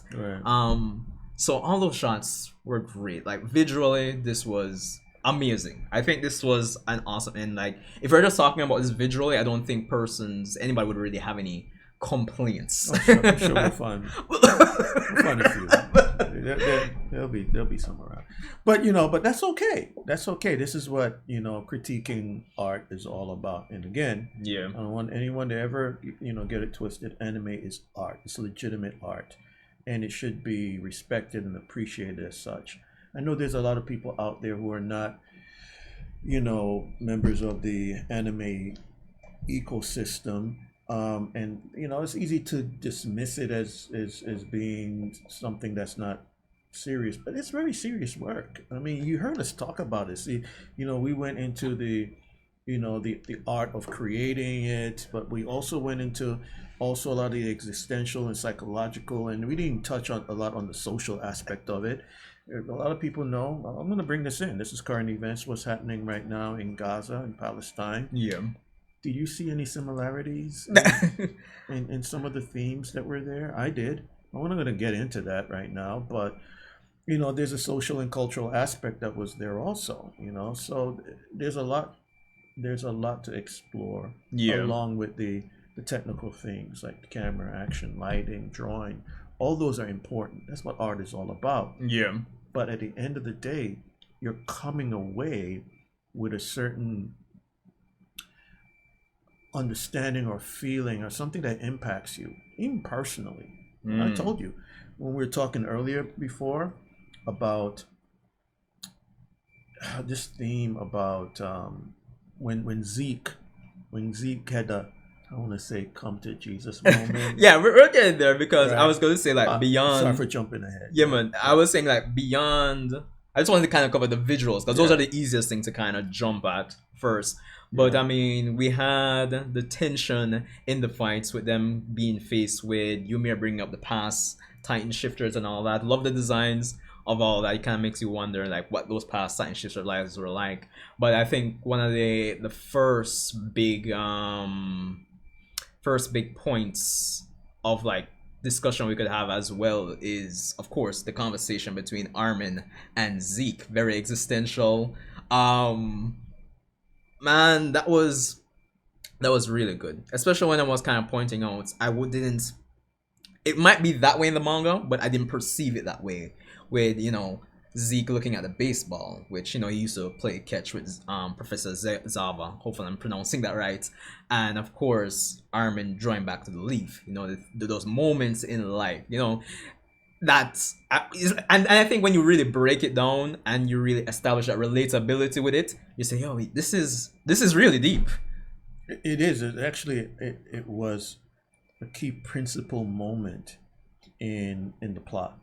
It was a pivotal moment in the plot because it changed everything as far as the trajectory of where the battle was going, right?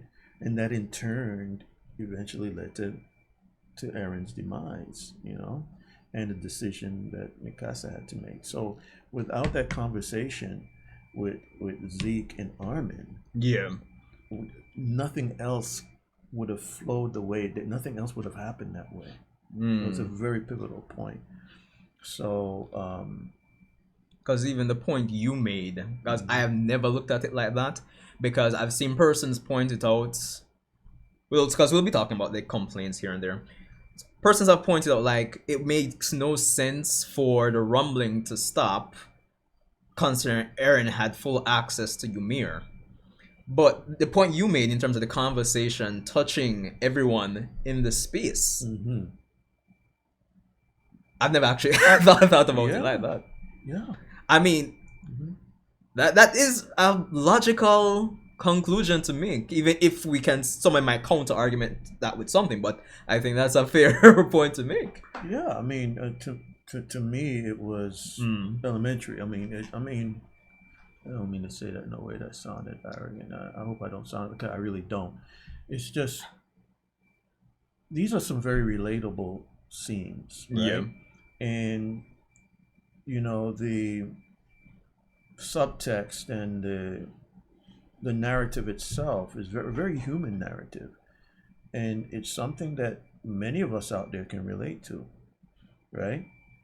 You know, I mean, life is not always nice and happy, right? We have our down moments, right? No matter, you know, to someone else it might seem like, oh, that's nothing. What's this guy tripping over? What's that girl tripping over? But that, you're in your world, and in your world that's very important. But imagine if the people who you thought caused you pain, whether they're friends, family, acquaintances, what if we had that same connection to each other to kind of be able to feel what the other person feels and to just kind of live it? That would change everything. If for example someone's in despair, right, and they don't know, they just lost themselves and they can't figure out the purpose of life, why am I here, it puts them in a real kind of vulnerable stage. Let's imagine that I get an epiphany. Yeah. And everybody's connected, and some symbol initiates this epiphany about high themes like purpose, you know, of life, and why am I here, instead of everything just going in this loop of futility, which the ironic part is it is going in a kind of loop of futility. But the idea is this: do we expect an existence without some kind of feedback loop of futility. And do we see that as futility because we've lost the ability to understand that the meaning of life is not about some conclusion. The meaning of life is all about the journey you're taking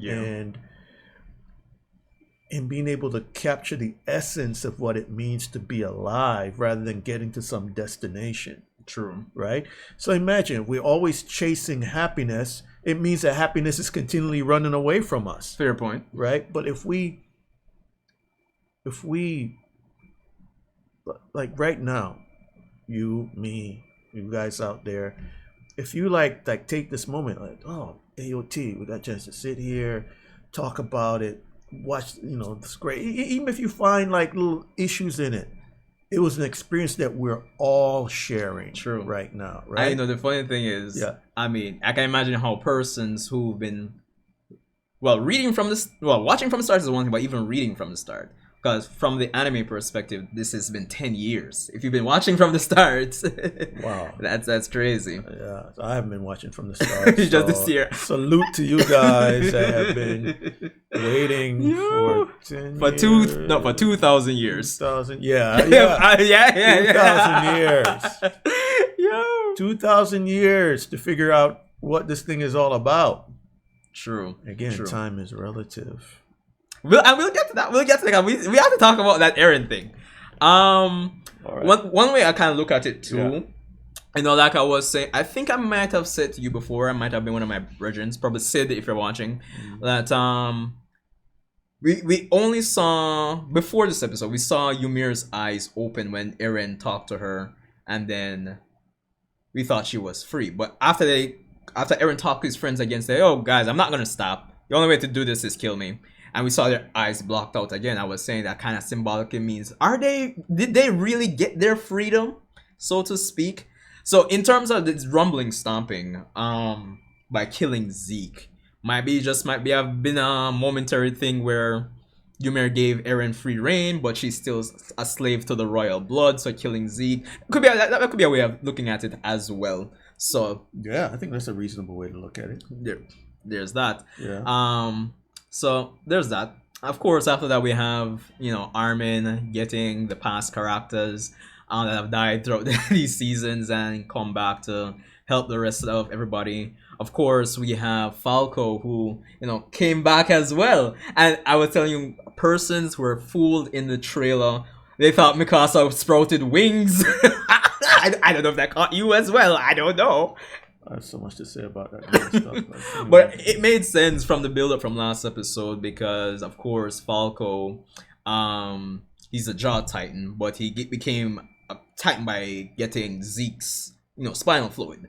So in the last episode, he was saying, I had memories of a previous Beast Titan. So it made sense for him to be able to, get to that point. All the factors were in place. It wasn't like some ass pull per se. So, and without that, they would have definitely died. Even though Mikasa was like, oh, I'm strong. So, there are themes about love in this, and death, life, death, and love, and freedom were 4 very important legs holding up the table of this story. Yeah. Right? And freedom, it seemed, was associated with letting go, number 1. It also had to do with stop fighting, right, to bend life to the arc that you think it should be, but appreciate the moments, right? Hold on to them, appreciate them, the present, the now, appreciate it. And then also regarding life, that life is not this beginning and end line, life goes into this kind of loop, and it's kind of what you call like the Fibonacci circle. It's not redundancy, it's I forgot the word I'm looking for, starts with an I. Recursion. Okay. It's about recursion. The universe, life's about the Fibonacci sequence is about recursion. Yeah. Right. And things just kind of eventually go back to where they come from, and it's a mystery, it's just how things work. So whatever, those things are all involved. It's about free. Are you really free? True. What does that even mean, right? It means that, just like we talked about, people get hung up because they're focusing on certain elements of the story, and they're thinking it doesn't make sense because they're focusing on this one aspect that they have an expectation of, and then they miss other things around it that makes it make sense, So we are actually involved in the story watching. That's what's brilliant about the writers. We think it's just about those characters in the story, but it gets meta because based on our expectations of how we think it should end, we're trying to bend the story to our will based on what we read in the manga and how we think it should, be adopted to this. And then we take this rigid position of how we think it should be, and we don't get to enjoy a lot of things that we're just not looking at. Fair enough. We miss it, So I don't know what else to say about that, but I hope those out there who are suffering because they didn't get their anime. And I need to show you the anime only ending theories. Right. I was trying to show him the anime only ending theory. Just some small tidbits. But I couldn't show him like completely because obviously it would spoil the end. So I'm kind of curious to see what he's going to be thinking about the anime only ending, because admittedly, even though this ended just like the manga, 1-for-1, with the additional parts that we talk about with like Armin and the choreography and everything, like there were legitimate things in the manga that's kind of pointed to a possibility of an anime only ending. But anyway, we'll get to that. But anyway, moving from there, we kind of go from, okay, we have Armin out, we have Falco there, we're making progress, we get rid of Eren's head, and then we got the... That sounds so callous. Sorry. That was so cold-blooded, man. I'm sorry, man. I'm sorry. Barbarian. But anyway, we have... Get rid of Eren's head, we can order a pizza, Play a few games after. Alright, so we have the hallucigenia, or the source of all living matter, whatever you want to call it, come out. And I think they did an awesome job there, especially if you're an anime only, you don't know who's going to survive. The fact that we had the hallucigenia come out, and now we have Eren and this thing, and we've put the characters that, Annie, like for example, Annie's reunited with her father, Gabby and Falco with their parents, their relatives, etc. And we get a little bit of hope. And as an anime only watcher, seeing that and seeing the Titan worm or the hallucigenia kind of just turn everybody into Titans, I thought that added to the tension really well, especially as like a manga. I mean, it's the same scene in the manga, but that thought that was really good. Tension is an important part of a good story. You need tension, you need conflict, you need all of that. You need letdowns also, guys. That's also an important part of the story. So if you're suffering, and look, all right, so let me just admit, I never read the manga. Yeah, right? It's not a manga reader. So I understand if some of you have expectations based on the manga and all that, but I don't really care. I actually enjoy the suffering that I see from an artistic sense. Now, I'm not happy that you're suffering, but it's kind of like an experience that you have to go through. Yeah, that's also reflected in the story. This was a sour point for me, not like a big sour point. Okay. From the manga, but I think watching the anime version, I feel like I care less. And it kind of, and I was saying this in my manga review, I vividly remember this, where I kind of looked at it as a 50-50, like a double-edged sword, where one is like, you would think Isayama would have given us more information on the Titan worm, the source of all living matter, or whatever the case may be, and we didn't get that. But I was also looking at it and say, leaving some things up to the imagination of the reader is good too. But I think I still feel the same way about that point, in terms of not getting more details on the worm itself. Okay. How do you see that? All right, that's a good point. I see it this way. Number one, it could be pacing and space in the story, right? Number two, yeah, it's good to leave some things up to the imagination. Writing, there's no way unless you write volumes and volumes and go into detail, and sometimes the detail maybe not be appreciated. Sometimes those details belong to like some kind of epilogue or prologue where you're writing a whole separate story about that, right? Yeah. So there's some things that's okay to kind of leave it to the reader or the viewer to kind of dwell and think about. Yeah. Everything doesn't have to be completely answered. Life is not like that, right?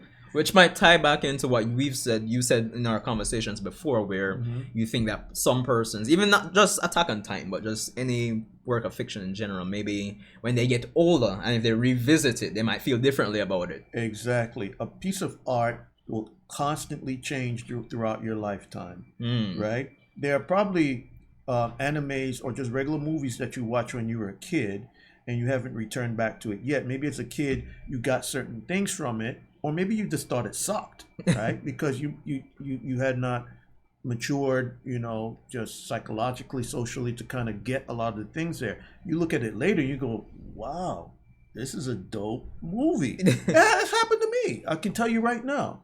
There are movies when I was younger I knew was interesting, but I didn't know why it should be interesting. I never got it. It was weird. Yeah. But I knew somehow it was a good movie, but I just couldn't get anything from it to say specifically why. Yeah. Years and years later on, I'm watching it again. I was like, this is a freaking classic. And guess what? It was a classic by a lot of people, but I just wasn't ready at that time to kind of put it together, my life experience and all that other stuff. So they're not getting. You would agree in terms of how you feel, or probably not how you feel, but do you think objectively it's a double-edged sword? Like I think, like not getting enough detail or more details on it, but leaving up to the imagination. You think?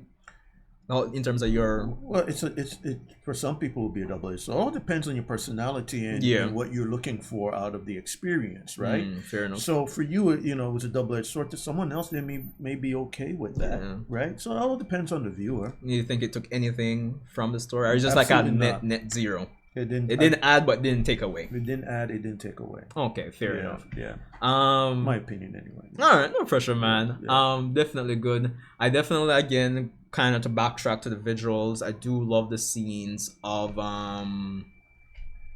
after the world comes out, turns the families to Titans. Of course, Eren transforms into like this colossal attack Titan fighting Armin. I love those scenes, looking really good. Again, adding to the tension and everything. Levi, Levi definitely is an MVP in this, even though he was injured. Oh, for sure. Yeah, it was like, Mikasa, we're the only ones that can kill Eren now. We need to do this and everything, and them going in and Mikasa being the one to actually kill Eren. It's very appropriate. Yeah, very appropriate. I want to say something about the battle between, Eren's Titan and Armin's Titan. I'm glad they kept it believable, because Armin is not a fighter like Annie, right? So I'm glad they didn't show him doing any slick judo moves, jujitsu locks, and Aikido moves. I mean, he's still a person in the army, but but he wasn't really that kind of hand-to-hand dude. So I'm glad they kept it true. You know? Yeah. So that's a small thing, but not making the fight be like that. Like, for example, the Armored Titan, Reiner is a seasoned soldier, good in hand-to-hand combat. We've seen him take it out, and the same thing, right? Right, and even Eren, right? When he was fighting, he was doing those real Aikido and Jiu-Jitsu moves. With Armin, it was like, here, take that. Boom. He did get some good hits in there. Take that, right? And Eren's Titan could have really wiped him out, but I'm not sure why they didn't make it happen like that. I mean, he was getting the advantage towards the end there, like when he grabbed Armin's head. But I'm glad they kept it true to the abilities, at least of Armin. Right? If they made Armin do more, I'd be like, yeah, right. Where was his techniques before? Where was the techniques before? Yeah. So that showed some very careful consideration of keeping, you know, those personajes that spent in character, right? Which is crucial, honestly. Crucial, keeping them in character. And as far as Levi's concerned, actually, I don't think AOT would be the same without Levi. Without him, the girls love Levi. I'll tell you that. Of course, girls like that type of dude. That, don't really give a what. It's just raw. Let's do it, and True, yeah. true. So we kind of transition to the controversial parts now, I would say.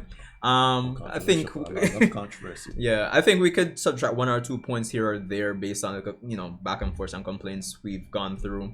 But after Mikasa killing Eren, which was appropriate, especially I mean I have heard from the anime adaptation perspective, it kind of downgrades her character a bit compared to the manga version. I haven't read the entire manga.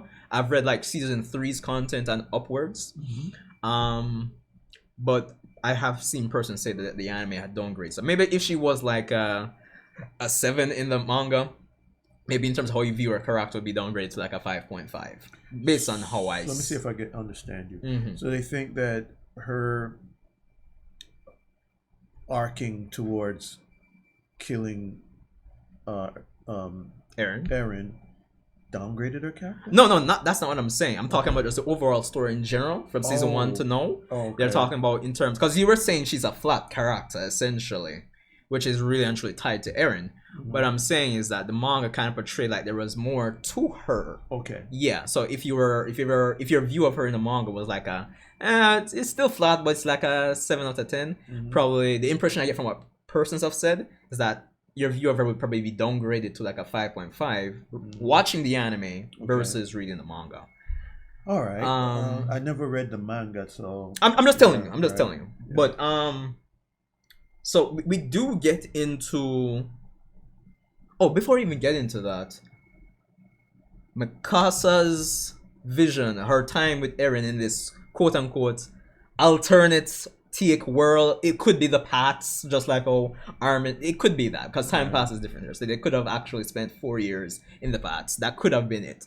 What did you think about that? And the callbacks to episode 1. Eren, why are you crying? Mikasa, why are you crying? Well, that was him saying goodbye. Yeah, exactly. And I think that was an excellent scene, actually. Excellent scene, because it was also foreshadowing as well, of what was going to happen. And I think that they needed to have that time together, for him to just come clean about what is going to happen. It was his way of not only saying goodbye, but to kind of get some kind of, can you say, when people go to their priest and confess, he realized the truth of the entire situation at that point, including his love for Mikasa. And that had to be addressed and expressed before he left. And also it would give her the resolve to get past, in spite of her deep love for Eren. Yeah, because remember she said, right, Eren asked her to forget, but he's like, I won't, but I'm still going to do what I'm going to do. Exactly. That was necessary for her to be able to do that. So, no, I think that was a great scene. Okay. Yeah. All right. So this is the part no, right? Definitely love these scenes because these scenes kind of flowed more towards the latter part, the last section with Armin talking to Eren. But Eren's conversation with Armin kind of, because one of the things with season 4, a lot of things aren't really from Eren's perspective. And this feels like the first genuine time that we're getting to see a lot of things from Eren's perspective through his conversation with Armin.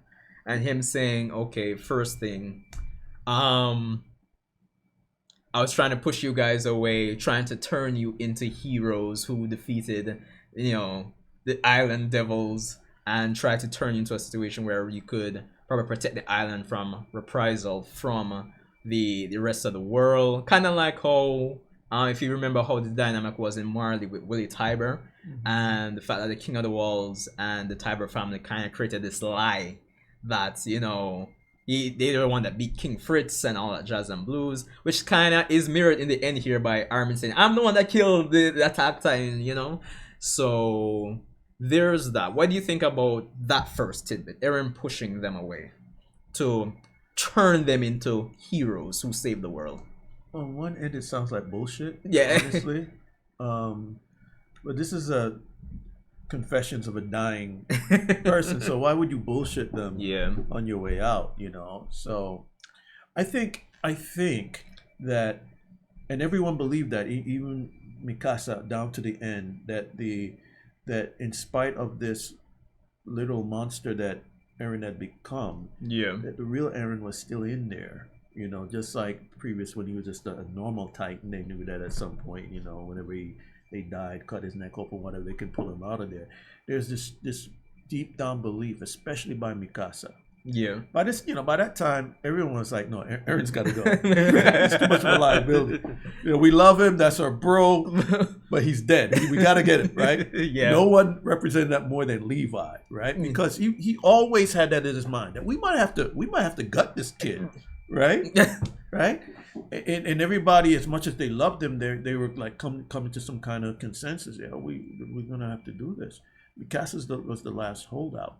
So I think that I don't know. I think that part of him really did want this for his friends. He did want that to happen for them. I have a very nice way of putting it by the time we reach the third section of what I'm saying. So, okay, fair enough. So, I also think he meant it for his friends as well. Because even when he started the rumbling, he made the subjects of Ymir's speech. I'm here to protect, well, paraphrasing some parts, but, you know, I'm doing this for the island, where I grew up, friends, etc. Fine. Alright. We'll come back to that, but we'll move on. So, here's where I have a major problem. Even though probably, depending on how you look at it, you might say there are hints. But I personally think it's very contrived that Isayama just shoves in Mikasa's grandstanding role at the end here.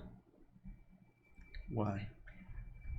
I mean, you said yourself, she's been a flat character for the most part. And coming towards the end, for her to be the one that Ymir is searching for. Even Armin is surprised at this. Mikasa? Why was Ymir searching for her?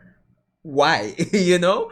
So I think it could have been handled a lot better. Not even just in this episode, but throughout the story. Probably you could say maybe the headaches and all that she always had might have been indication of Ymir was trying to look at things from Mikasa's perspective. I'm gonna drop a bomb on you in a minute. Okay. Yeah. Because of course the obvious parallel is there. Ymir's in love with the king. Alright, you already. Yeah, I know. You took my thunder. No. Why you had to do that, man? After I make that embarrassing, I'm gonna drop a bomb. Oh yeah, the parallels. So like, okay. No. Go ahead. Yeah. So yeah, Ymir was in love with the king, even with everything the king did to her and her family, her village, everything. And of course, the parallel is Mikasa loves Eren no matter what he did. And apparently Ymir needed someone to show her that, yo, you can get past this, to break this curse of love and get rid of the Titan curse, essentially. But all I'm saying is, I don't mind, because you've built up Mikasa to be so attached to Eren through the entire series. We've seen that, just build up for that. So coming in the last piece to make that parallel, yeah, that makes sense. But I'm saying, I think retroactively, Mikasa's importance could have been built up a bit more when it comes on to her relevance to our Ymir's desire to use her to break her curse of love, which is another talking point that persons have problem with, because persons are bringing up Stockholm syndrome and all that jazz and blues with Ymir, and people tend to hate it. You know, I wish people would sometimes remove their cultural biases. For example, invoking Stockholm syndrome here. This is more than that. This is not just Stockholm. It's just too easy and trite to just be dismissive about something, like taking something that you're so familiar with, you know, culturally and everything, and applying it there. Not putting anyone down by saying that, but let's think about this. Ymir's character and Mikasa's character were mirroring each other, right? And this was about, and instead of using terminology like being prisoners of love, well, what does that mean? Well, Mikasa was destined to do what she did, what she had to do. Yeah. With Eren was basically moving her in that direction all along, if you think about it. Right? Time didn't really exist for Eren, and he could go back and forth. So if he could say, I had to do XYZ to, you know, distract the Titan away from this dude, and then so it went to my mother and killed her. So that means that from the beginning, Eren knew. Well, not kid Eren, but I mean, right, exactly. At some certain point, right, yeah. Right. That Mikasa's, it's not that Mikasa's, and I take responsibility for keep invoking that term, you know, flat character and non-dynamic, but we saw it that way because there were no obvious, ostentatious signs of a dynamic character being developed. But maybe it's how we look at dynamic development as. Yeah. Because all along we needed Mikasa to kind of be in this valley of indecision, you know, because she was constantly fighting with her, and we saw later on, you know, when Eren, you know, became a Titan, she was constantly fighting with her duty as a scout, right, to, you know, take Eren out if she had to, and her love for him. That was a tension there. This was not a, you know, what do you call it? Syndrome. What do you call it? Helsinki syndrome? Stockholm syndrome. Stockholm syndrome thing. It was not that. Well, not from Mikasa. That's person he put a label on Ymir. Right. Ymir, I don't even know if we would call that, possibly. You know, to be fair, that could be defined as Stockholm syndrome, because it's like the abuser, the abused staying with the abused, not feeling that they could leave the abused because they found, you know, had some bond with them. And even though she was kind of a slave and was being used psychologically, he had dominated her, right? And she was doing his will, serving him out for 2,000 years. 2,000 years. So that's more like Stockholm syndrome for her. But for Mikasa, no. And so Ymir definitely needed to be free, right? Definitely. And Mikasa needed to be free also, because why? Not free from Eren. Oh wait, hold on. Free from Eren, but she had to be free to be. Over your side. Sorry, my bad. Okay, yeah, that's good. That's yeah. Good. She had to be free to make decisions. God damn it! You know, she had to be free to make those decisions that she had to for the good of others, aside from Eren, right? Because what was happening was going to impact the entire world. She needed the freedom to make those decisions, as difficult as they may be, that would be to the benefit of the majority, as opposed to one single guy that she was in love with. I agree with what you're saying, you know. It's kind of like having a set pieces, and you're at this point at the end, and you have that parallel.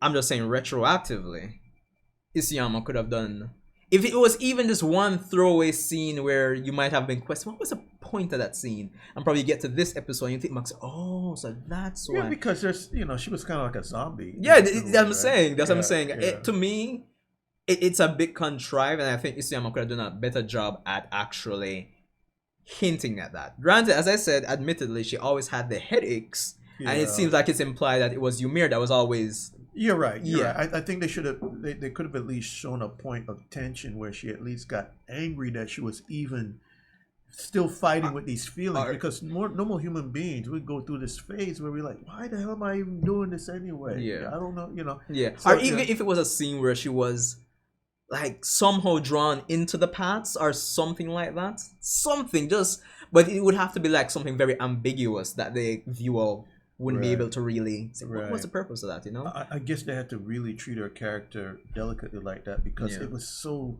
finely balanced. I think some authors are afraid to kind of tinker with certain characters because they have it at a certain equilibrium that was necessary throughout a certain portion of the story. And it's like I'm sure someone in that writing group thought about it and it was probably hotly debated because they may have needed her to be in that kind of space until the very end where she had to make that decision.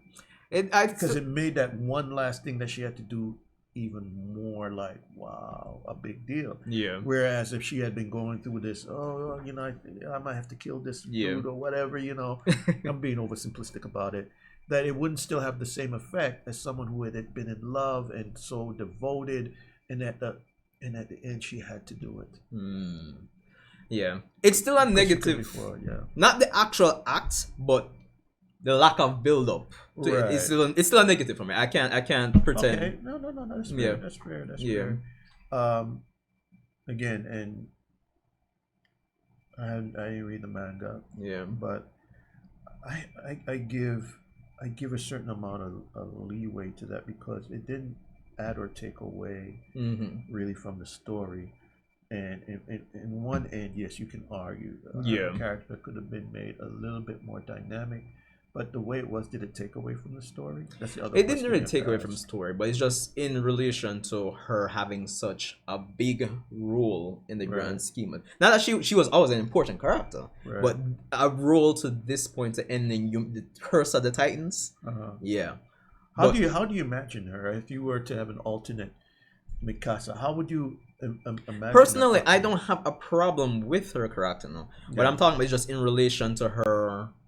The relevance of her role in ending the Titan curse. I personally, in terms of quote unquote rewriting, the only thing I would change maybe 1 or 2 scenes that would have shown more of a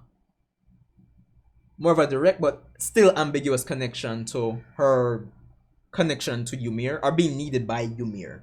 Something that the viewer wouldn't be able to decipher until seeing this last scene. That's the only thing. I don't really have a problem with Mikasa.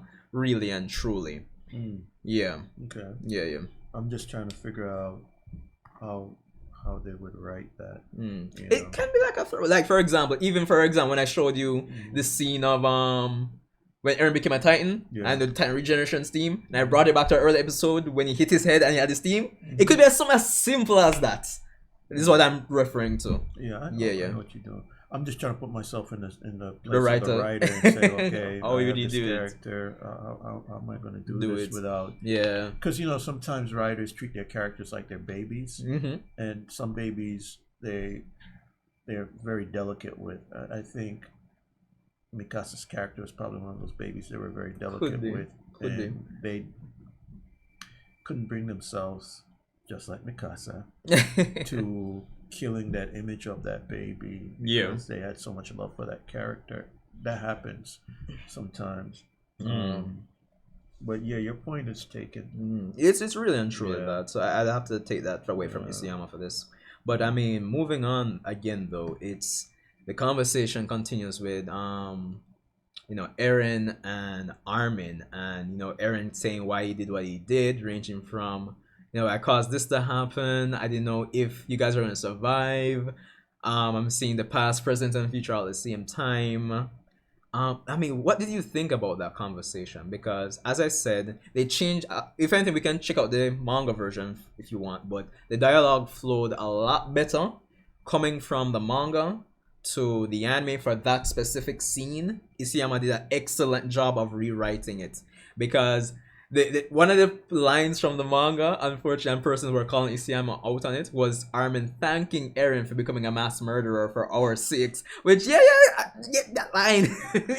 So he changed that line, or he took it out, and it flowed much better. Because I think when it comes on to that scene, Armin, as we were pointing out earlier, got some character development or growth in terms of admitting his, I guess, role in all of this. And even when you were saying, yo, we're both going to hell and all that, I actually really love that. Even with Eren trying to give an answer to like why he did in terms of, yo, it's because I got this power, essentially. Because persons were kind of calling out Isayama as well in terms of, why did you want to do this? And it's like, I don't know. And then he kind of transitioned and moved from there in the manga, but he kind of extended it, rewrote it, and he just flowed a lot better. But yeah, before I continue even more, let me hear what you're saying about that scene. That's why anime adaptations are an opportunities for writers to correct their shit that they did in the manga also. So it's not always a bad thing when they adapt it, because they get to kind of kind of fix some of those things. To be fair, this isn't the first Isayama's worked with making changes in the anime, but yeah, continue. Yeah. That part, even though I liked it because it seemed so human, it was kind of bewildering. Even with the scene with Eren like being a quote unquote simp.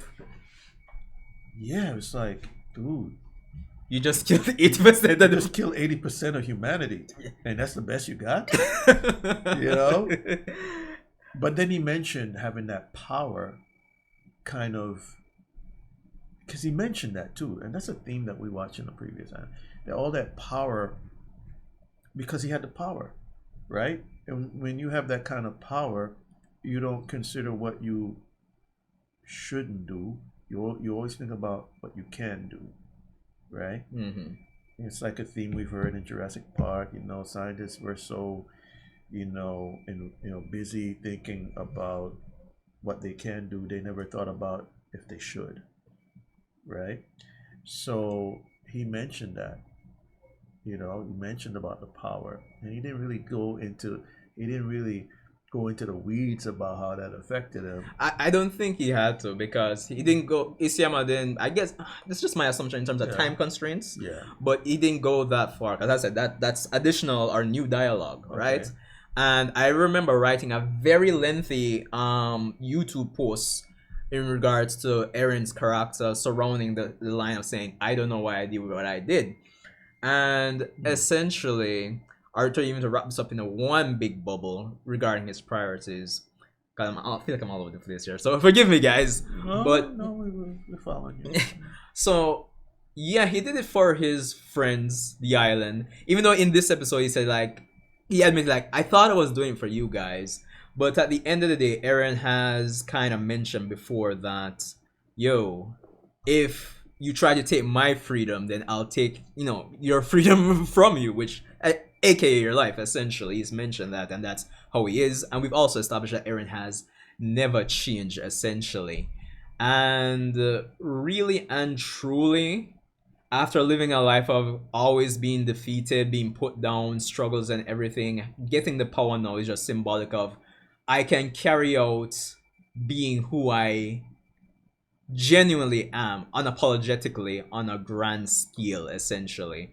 But at the same time, Eren is a bad guy, but at the same time, he's a good guy. I think this whole rumbling situation kind of is a demonstration of the contradictory nature we as humans have. Even the fact that, if we even bring back to his apology to Ramsey, when it's like, yo, when I found out that humanity lived outside the walls, I wished to wipe it all away. I thought that, and he was apologizing for his true desires, essentially.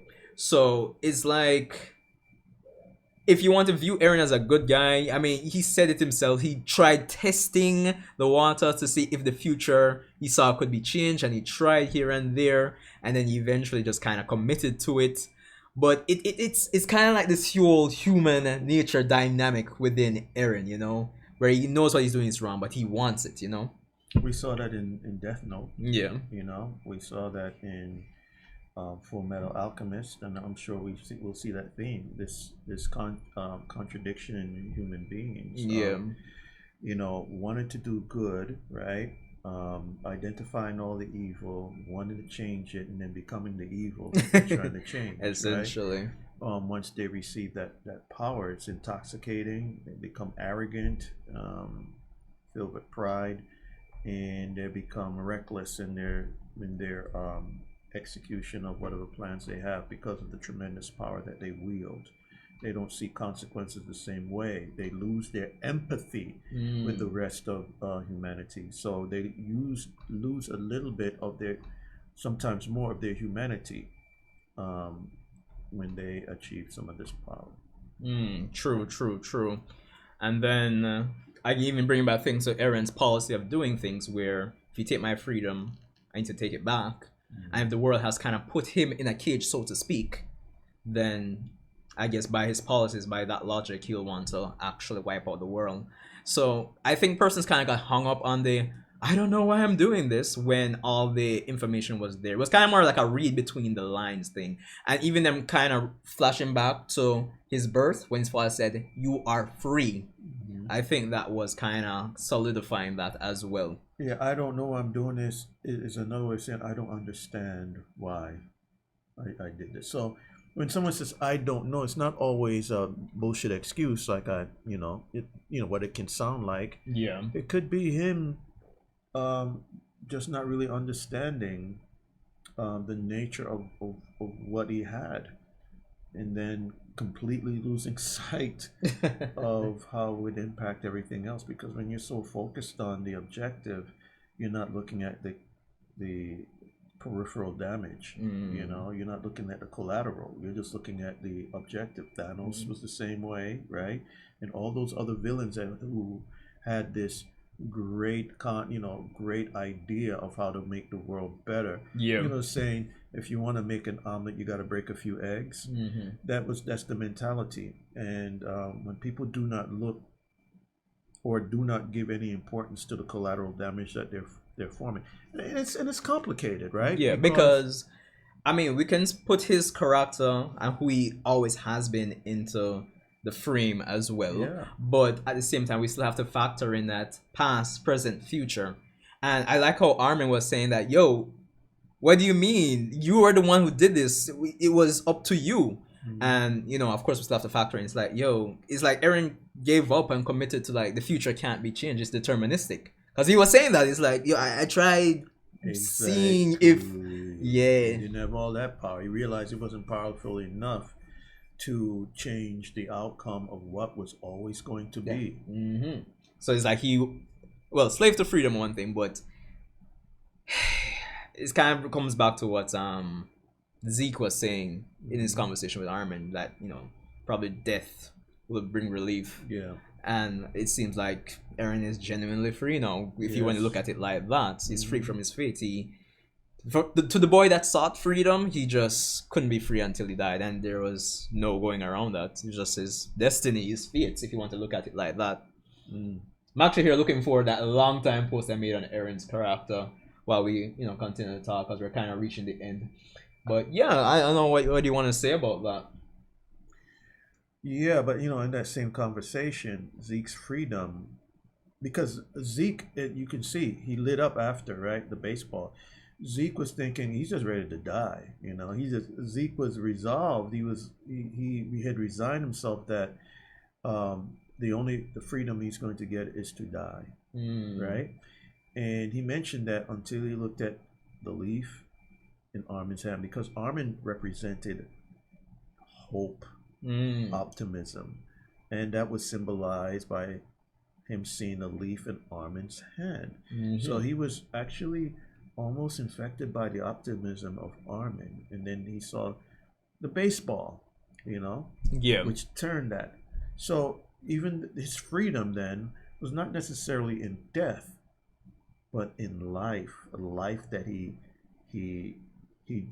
could not appreciate, because he saw it like most of us do, a beginning and an end, right? There's some kind of destination that we're going towards, instead of looking at it from the moments. Yeah. So his freedom came when he realized that. Definitely, I'll agree. Eren's when he died. True. Yeah. Unfortunately, it's a very nuanced, complicated take, and I definitely appreciate it. And the additional lines definitely helped in making it feel more nuanced. Because one of the things I was going to point out too, and I don't know if persons realize, is that because some person was saying Eren wanted the Alliance to stop him. But I think all the answers are there in the sense that when it comes on to the rumbling, limiting the worlds, making his friends heroes, it's more so getting new information and changing priorities, because one, oh, thank you, that's perfectly said. Changing priorities. It's not getting rid of the other priorities, but it's kind of changing, because I look at it like this, where okay, Eren's who he is, the world's put me in a cage, I need to take their freedom. I've tried doing this whole testing if the future can be changed, can't be changed, let me commit to it, commit to my deep dark desires, even though I've admitted that they're wrong and I'm in conflict with it, which is very human, which I definitely loved. But at the same time, it's like, okay, I'm going to rumble the world and all of that, right? I don't think persons realize that when he connected with Ymir, that's obviously the only point in time he would have realized that Mikasa is needed by Ymir.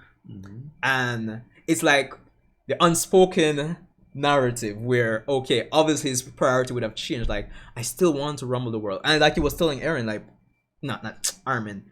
Wasn't there a line was saying, like, I wanted to do that. Like, even if I didn't know you guys were going to stop me, essentially. So it's like, I want to wipe out the world. But it's like, okay, Mikasa is needed. So I can still get to do what I want to do. And I can get rid of all Titans, which, you know, that's very interesting, full circle, that I'm going to kill all the Titans, and technically he did. So there's that, which is good. But yeah, Mikasa is needed, so it's like that. I'm still want to wipe out the world, but I'm going to do it. But Mikasa is needed, so I can't really kill my friends, and I'm doing this for my friends. So it's like Mikasa getting rid of the Titans. I still want to rumble the world, and you know, the benefit, like, I could technically, this could make them heroes, you know? So it's like changing priorities and tacked on silver linings, essentially, is how I look at it in Eren's head. So if persons out there believe that he didn't want to rumble the world, he did. He definitely did. But it's just that the added silver linings, are changing priorities. Like, okay, you know, Mikasa is needed, so yeah. So it's very complex, and I love it. Still looking for this Eren post. All right. But yeah, how do you take that? I think it was very nuanced, and it kind of came full circle. That was the Eren deep down inside, in conflict with the Titan Eren, right? Still thinking about his friends, still thinking about Mikasa, but at the same time wanted to accomplish this objective in the first place. It's not really exclusive, which I think, as you kind of hint, the person's kind of narrowing on that. It's really all of it, but yeah. Yeah. So, you know, which those two objectives are kind of in conflict with each other. And he ended up fulfilling his own prophecy, right? Which he became his own victim. So that rumbling, right, he was a fatality as a result of that also. Yeah, true. Right, because of what he caused, maybe inadvertently. He didn't say, yeah, I'm going to do this, and I'm going to make sure my friends get a chance to kill me in the process and all that. But he knew that was going to happen, right? And at some point, he had to accept that. Which is why it was him breaking down and quote-unquote simping and saying, I don't want to die. It was kind of like his last thing. I think even though persons clone on Isayama for that, we all have our weak, pathetic, cringeworthy moments, and I think at the end of the day, that was still very human. Even though I can understand, because he became his authentic self again. Fair enough. And you know, some persons will want to complain like the love for Mikasa wasn't really built up, but that one I'll forgive more so than the whole lack of development for Mikasa being important to Ymir. I think even his one moment in season 2, at the end of season 2, like I was pointing out when he said, I'll wrap the scarf around as many times. So I think with everything going on, scarf too. That too. Like the blanket for the baby. Right? So I think in the grand scheme of things, yeah, I think that's perfectly acceptable, even though persons will want to clone it and will meme it. They have memed it and will continue to meme it, but I think some persons at some point in life may look back at it and say, you know, that's... Yeah, everybody has their epiphanies, like, oh, okay, I see it differently now. So it's like that with art. The thing is, they didn't make it what I'm glad is that they didn't make it a romantic story. Some persons have kind of concluded that Isayama ruined it by making it a romantic story. That wasn't really. No. I kind of got to disagree with that because that was more nuanced than a straight out run of the mill romantic story. I mean, he was thinking about his friends, not only Mikasa, right? If it was a romantic story, love would have conquered all. It would have stopped him. It would have reversed the whole tide of the rumbling. It would have saved them because he finally found out he loved Mikasa too much to continue with this, and it broke the spell and the power. No, people would have rioted for that one. Yeah, this was a more very nuanced and complex, turn of events. That was bigger than Mikasa, actually, even though she was instrumental in Again, I gotta say, I love the additional dialogue, even with especially with the poem. You say this happened because I'm an idiot that got power. It just feels like it's a cementing on Eren say, "Oh, I've been losing all my life. Right. I have this way of doing things." Even the scene where he was walking through the city and it's like, hey, it would be easier if the person's on the island died, but I just can't do that, like that's not who I am. So I feel like getting the power, committing to the future can't be changed. That determinism theme, it's just it kind of just really fleshes it out. And honestly, I have to give things a higher rating than when I read it in the manga. But we'll get to the end scenes. I found the Eren thing that I was looking for, but I'll read it to you and you guys because I think it was well written by me back then when the manga ended. Okay. So Eren simping human, nice scenes there. Love that it's fleshed out scenes, and of course, after all of that, we still have Mikasa carrying Eren's head. What do you think about that scene, man? Because coming out, getting back their memories, all of that. Wow, yeah. I didn't really dig down into that symbolism of her carrying Eren's head. Yeah.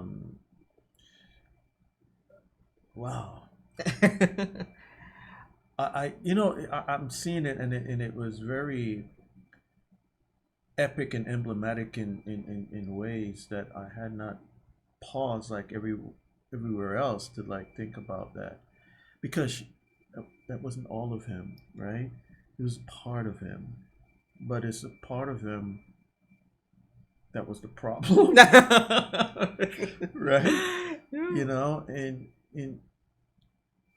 do you remember any other scene before he became this super titan and all that where she held his head? Do you remember another scene like that?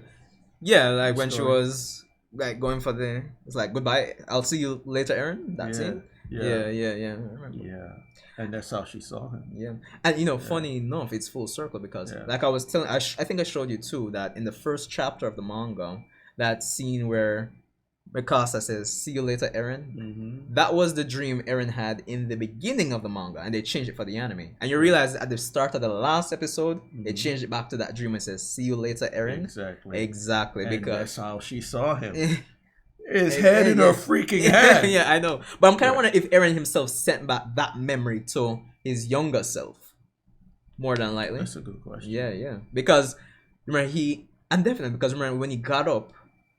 And maybe that's why Mikasa said, "Why are you crying?" Yeah. And then he was asking Mikasa, "When did your hair get so long?" Yeah. Because in the alternate dream, her hair was short when they were at the cabin. Yeah, so it's kind of full circle. Yeah. That's what that was all about. Exactly. So more than like Eren kind of sent that memory back to himself. So there's that. Oh, okay, we answered it. Very realistic in terms of the Marleyan soldier still afraid of the Eldian. Very realistic. It's human nature. After all those centuries, of being at each other, why would all of a sudden now everything is just hunky dory because they're they're fighting the Titans. Yeah, very in character. Right? There's still going to it's in character. There's still going to be a level of distrust. It took centuries of this. It's not gonna one instance like that. It's not going to like, oh, okay, I guess we're cool now. Let's go have a drink. No. So it's stayed in character. It's very realistic. That's what I love about this. Right? They didn't try to play to the Disney wanting side of some audiences. Yeah. Who may have wanted to see, oh, we're good now. Let's get it together and fight with them. No, it was very human, and I'm glad they didn't sacrifice their standards to kind of please an audience that kind of wanted to see something like, we're together. We are the world. I don't think persons wanted that. I don't think they wanted it either. But I get what you mean. Yeah. But at the same time, Armin kind of. Well, Armin thanking Eren at the end there, giving them an opportunity to, even though in his dialogue, which was changed just a bit, to say like, there probably won't be an opportunity for us to be heroes or, for there to be dialogue between us and the other side, but he still thanked him, because it still kind of gave them a chance. Because he was hinting there when they were going back to the island, like, persons will probably want to hear. In terms of these persons who were trying to kill each other were now at peace, so it kind of gave them a chance. But at the same time, you have the Yeagerists on the island with historians and kind of building their army just because they're afraid of a counter attack. So which the thing that they supposedly are afraid of is what they're going to cause in the future. So because that fear leads to, it's like a self-fulfilling prophecy.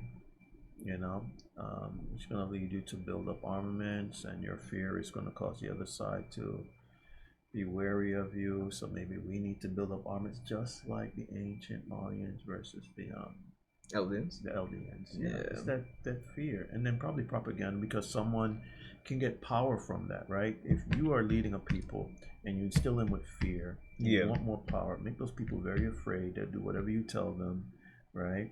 And you can even start wars and do anything to secure your power, because now you're a wartime leader. And it's a repeat. It's a repeat kind of what we saw centuries before. And exactly. The trees there. We're getting to that because, of course, by the end there, I do love, and this is part of the memes, back on the island, we have Mikasa, like just heartbroken, and you have the bird for the symbolism wrapping, and because of that, persons have kind of taken that, like, they're memeing like Eren became a bird. Let me see if I can find, like, for example, one of the pictures. Kind of reductionist a little bit. No, I don't think Eren became a bird. I know, but but still. I know you know. But it's just funny. Look. If anyone ever grew up watching Disney and all that, there's a little piece of every kid that wants that magical happy ending. Look, the Japanese aren't playing that, Even European, the history of European cinema and culture, it's sad. People die at the end, right? People don't live happily ever after in all the stories. Fair point. And that's okay. We have to grow up and realize that life doesn't end in this nicely tied up bow and this closed circles all the time, And that's what I love about Japanese aesthetics as far as telling stories. It's very Eastern cultures also, they're not like Western cultures. It's not about that. It's about accepting life as it is, as beautiful as it can be cruel. What should I say in Attack on Titan? That's right.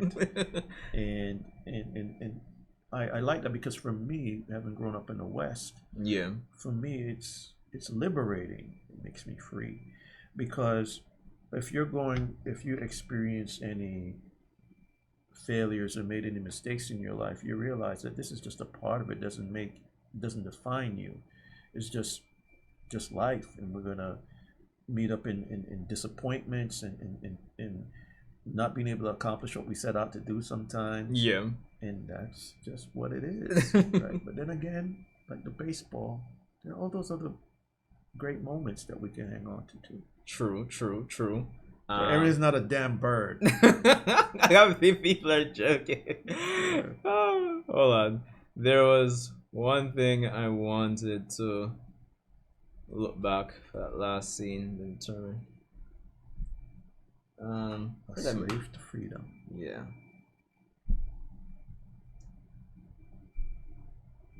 I want to just look back at one thing here.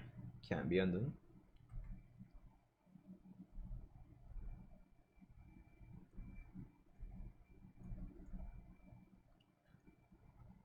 Hold on.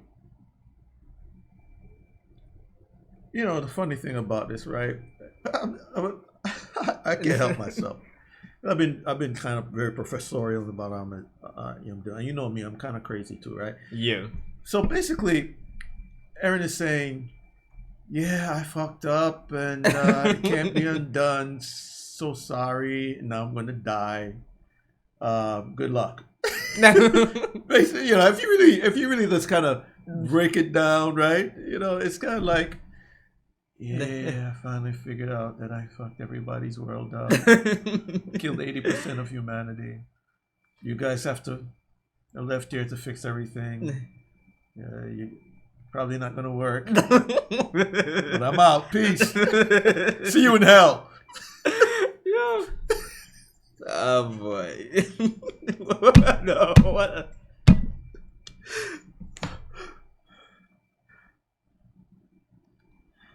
The dialogue definitely flows better compared to the manga.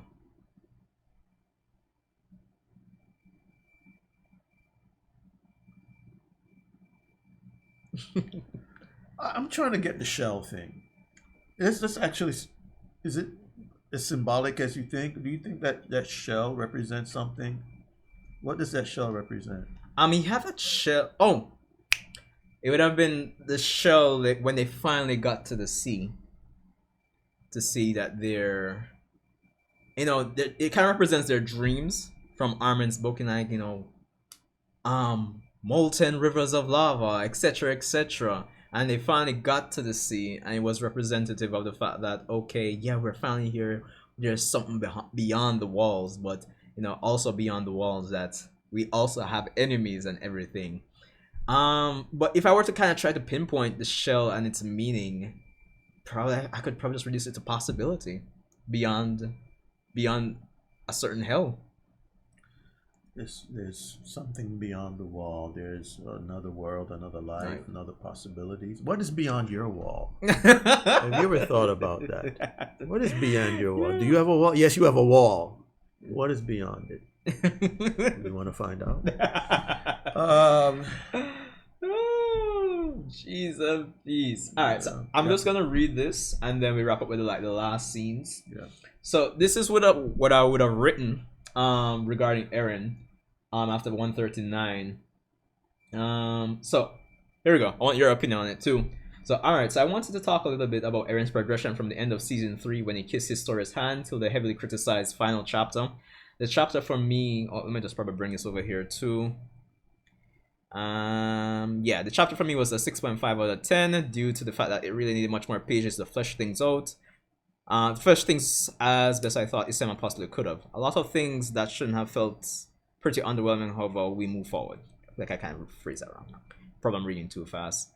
I did go on to give a few manga chapters for reference. Chapters 90, 120, 121, 122, 123, 130, 131, 139. Alright, so just for further context, people need to remember that Eren only had 4 more years left to live and a short amount of time before the world attacked the island, even if they didn't attack Liberia. That and his goals are desires of killing all titans, wanting his friends to live long lives, and freedom for himself, friends, people, ensuring that his policies on freedom are felt. And also wanted to avoid sacrificing Historia and her children to the whole world, well, to the whole child eats parent cycle to pass on titans. So when Eren kissed Historia's hand, based on the above chapters, it's safe to say he saw glimpses of everything from the death of the Rice family up until chapter 138, or potentially 122 if I lowball it. They are just something. These are just some of the things he saw. That he was the one that motivated Grisha to take the founding Titan. Grisha telling Zeke to stop him, saw that he would kill 80% of the world's population, knew his friends would stop him, knew that his actions would cause civil unrest and parody, accidentally or had to kill his mom as a result of saving Berthold. Been hearing all sorts of jazz about that, about the chapter having some translation error. Yeah, what I wrote at the time. Saw his grandfather in Marley, saw he beat up Armin, wasn't sure his friends would survive, and he saw Mikasa's choice and results. I'm 50-50 at the time. I'm 50-50 with this, since I kind of feel he would only see this once he connected with Ymir in chapter 122. But anyway, we continue. Now, throughout the chapters I stated, and the time skip as a whole, he basically tried looking for alternatives to the future he saw by working with the Survey Corps, but the more he observed and tried testing things, he started to come to the conclusion that the future outcomes he saw in his future memories could not be changed. Like, for example, him saving the kid in Marley, or saying perfect timing to Mikasa on the beach when Mikasa asks, like, you know, what am I to you? And or they couldn't find another way for parody to survive while maintaining all their goals. Hence, he thought they had to go with the rumbling after all. When he started to accept this fact, he merged it with the notion and viewpoint that he wanted to save Eldia by genocide either way, hence his apology to the kid in Marley. He decided to follow the path laid out by his future memories and go for the rumbling, especially since he knew he would be stopped, which added more fuel to the fire to go ahead with the rumbling, and since he would also have the added benefit of setting up his friends as heroes at least, although this is more of a hope of his, or more or less. All while he can go through with his desire to take the freedom of the world, since the world put him in a cage and took his freedom. This move by Isayama makes it that Eren doesn't see himself as a hero. Eren knows what he's doing is wrong and that he can't be forgiven, but at the same time, this move is in line with what Eren's character in which, yeah, I kind of missed out some dialogue there, or wording. Alright, so in line with Eren's character, which it has been expressed before that when he stated that those who try to take his freedom away would be met by Eren trying to do the same. And to reiterate, since the world has symbolically put him in a cage, he desires to rumble the world. This fact, combined with the memory of Grisha in 139 telling him he is free from birth, is the answer to Armin's question of why he wanted to destroy everyone outside the island, even if he didn't know he would be stopped. It also helps that Eren seems to dehumanize those that try to take his freedom, based on how he talked about the guys that he rescued Mikasa from. So, almost done here. Once he connects with Ymir, he sees the importance of Mikasa and what has bound Ymir and kept the curse of the Titans around, which he potentially knew from the medal ceremony as well. He knows Mikasa is supposed to make a choice, but is not sure what it will be, however. At this point, he knows that choice will come after the rumbling, and the result will be the elimination of all Titans and the world that King Fritz has built, which ties back to his discussion, our statement with our two Historia and Ymir, regarding wiping away the world that gave rise to the current system or cycle of hatred, or the curse of Ymir. This accomplishes the goal of erasing the culture of having Eldians being killed by their children to pass down Titans, which also falls in line with the desire he expressed for his friends to live long lives. I suspect, and it's indicated, I think, that Eren knew he was going to die, but this also falls in line with what he expressed to himself at the medal ceremony about wanting to change something about the situation, even if that would mean giving his life. Yes, Eren wanted freedom, but over the course of the story, the way to achieve that becomes less and less black and white to him. Lastly, this all ties in with his words to Armin about making it to the other side of the walls in the final chapter. The walls, in this symbolic sense, has been the curse of Ymir, which has kept the people of Eldia caged by humanity. Thus, Eren achieved freedom, but freedom in line with the themes and non-idealistic nature of Attack on Titan. Oh, it's quite Yeah, it's quite a mouthful. I imagine you guys are like, too much information. yeah. I guess you're on a roll and you had to get that out of your system there. Yeah. But no, I think that was a very good assessment of it. And I can't really see anything that I can hotly disagree with at all. Yeah. I mean, just from what I've seen and watched. I have nothing to add to that. All right, fair enough. I think it's really good. Maybe I might have missed one or two things here, but I think this is a good assessment too. Probably might be a bit biased since I wrote it, but you know. No, that's okay. I mean, you know, what are you gonna say? It sucks. I'm just trying to be humble. So I'm going to say it sucks. Yeah. No, it's good, and you know, I don't want to try and invent something just for a rebuttal, but no, Yeah. I think you covered it very well, actually. Yeah, I think it kind of summarizes. I think I could change one of the things too, like if I were to update this, given the change dialogue here and there, because I really love how Isayama did things with that Armin and Eren conversation. I'm not going to lie, but for the most part, I think this is pretty good. But to kind of wrap up though, like the last scenes of, you know, generations passing on the island, and the island getting bombed, and that random kid in the ruins of Paradis bumping up into a tree again, kind of indicating that the cycle starts over. I mean, we've kind of more or less touched on it throughout the video here. This has already been a length video, but in terms of things just being a cycle in terms of life, and the message that Isayama was trying to go for with that, because again, persons have complained before. I don't know what you guys think about it since rewatching it tonight. If you're a manga reader, if your opinions evolved, or if you're anime only, or if you're one of those persons who's like, oh, Eren should have completed the rumbling and that wouldn't have happened. I don't know, how did you take it? Because no, I think I had an appreciation for it before, but watching it in animated form, I even have I think a better appreciation for it. Yeah. Because at the end of the day, we don't know, given that it's generations later, we don't really know the reason behind another war breaking out per se. But the fact that Eren got rid of another war breaking out in the future. Yeah, really into the island getting bombed. Because you realize, if you realize the infrastructure change on the island, obviously it would have to have been at least, I would imagine, at least 60, 70, maybe even 100 years later.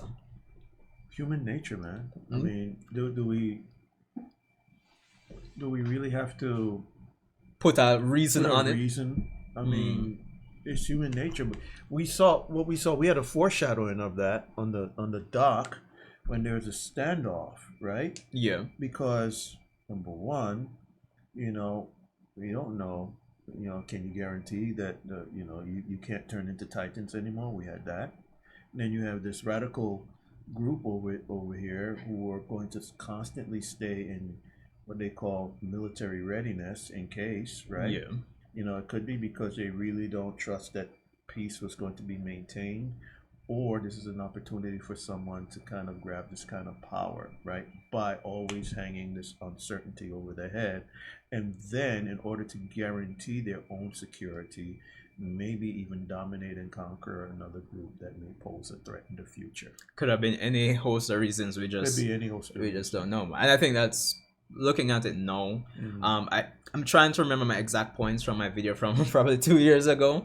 But if I had a problem with it then, I don't remember clearly, but no, it's more of, just human nature, and I think that's the message Isayama was going for. The only other thing would have been the possibility of Titan powers coming back and probably Eren dying for no reason. What do you think about like a comment like that, with the kid going into the tree again, and it seemed like Titan powers are going to be a thing again? Yeah, that's exactly what that is. It's a foreshadowing. Now, you know, there may, the same thing that Ymir experienced when she first walked into that same space. It's indicating that's possibility that, because we did see that bird who wasn't Eren. Maybe, I don't know, right? Yeah. We saw that, number one, the scarf was not taken away and thrown away, because he originally said, hey, I want you to throw the scarf away, forget about me. I wanted to throw it away. It didn't. The bird came and wrapped it around her neck, which symbolizes that circle did not close, right? That symbolizes Eren still being in her life. And then that tree represents, meaning that, what do you call that big wormy thing again? That Ouroboros? The transparent. Oh, the hallucigenia. The hallucigenia. That indicates there might be another form of some kind of hallucigenia that someone's going to encounter again. So. And you don't think it takes away from the story, like it make it feel like Eren died for nothing, or no, you don't. Okay, fine. It doesn't. It's showing that it's all a cycle. It's all a cycle. It's that Fibonacci sequence. And by the way, the shell represents that Fibonacci sequence also. Mm-hmm. You know, what we call it again recursion. Right? Okay, yeah. That things come back around, right? Mm. So you look at the shell as a mathematical thing, 3, 5, 6, or 3, 5, 7, and everything kind of like adds up, you know, 2 and 3 plus the previous number plus forever. And there are philosophies and, you know, that talk about these kind of repetitive cycles in existence. Yeah. So yeah, I mean that doesn't take away that doesn't take away from, if you understand. Yeah. It doesn't take away from it at all. All right. The story doesn't end there, and that maybe in another dimension there'll be another AOT that we're not. Yeah, but Isayama has ended it. That is the end of the story. I doubt Isayama is putting out another chapter of Attack on Titan next year, but it's more of a backstory and some stuff regarding Levi. It's not like a continuation or anything. Yeah. Oh, I'm here for that. Yeah, it's just like a one chapter. It's like a one chapter, probably like 18 pages. Levi's like a superhero, man. Yeah, Levi. No homo. Yeah. No, but yeah, Levi was definitely good in this one. Maybe I shouldn't have said that. No pressure, man. No pressure. But yeah, so honestly, this has been an amazing experience when it comes on to Attack on Titan. I genuinely feel, coming from the manga, as a manga reader, this adaptation of the last, because this would have adapted the last 5 chapters, and this was an awesome adaptation which improved on the manga. With my criticisms or complaints here and there, I'm not really a guy that does a lot of ratings out of 10 on my videos, really and truly, but I think I would probably put this at 8 out of 10, maybe. Why you sound so tentative about it? I'm not sure how to grade it. Are you just kind of afraid that if you give it a high one, that'll be just too much? You have to get. It's like some teachers will grade a paper, right? The student really has 100%, but it's like it's impossible. Students never gain 100%. I'm like, I gotta give them a 99.999. Right? Is that one of those syndromes you're going through? Maybe a good way to put it. All right, so I would give it. All right. So this episode, or the conclusion, and then the series overall. So whatever would be those 2 ratings. This episode versus the series. So your rating for this episode, which is the end, right? And then your rating for the entire series of Attack on Titan. Why are you gonna do this to me? I mean, maybe you could give it, say like this episode's a 9. No, I'm just gonna be straight up. Okay. All right. So I'll start with this. This episode, yeah. This episode. All right, you ready for this? All right. I'm gonna give it a 10, boldly. All right. I'll give it a 10. I loved everything about it, actually, and I saw I didn't see any flaws that I couldn't forgive. Yeah. Because it ended up, being an integral part of making the story so good. All right, now the entire series. Because we recently call me crazy as an anime watcher, anime and manga fan too, but personally, I only recently, along with Ray, just finished watching Full Metal Alchemist Brotherhood in its entirety, and Full Metal Alchemist Brotherhood became this guy's favorite anime. So, so I'm curious what you'd rate it against Full Metal Alchemist Brotherhood. Oh, jeez, that too? Okay. Okay. All right, I'll go there. Yes, all right. You bastard. Anyway, all right. So the entire AOT series, I would rate it, because it was on my number 1 list until Fullmetal Alchemist knocked it out. First of all, let me just say this.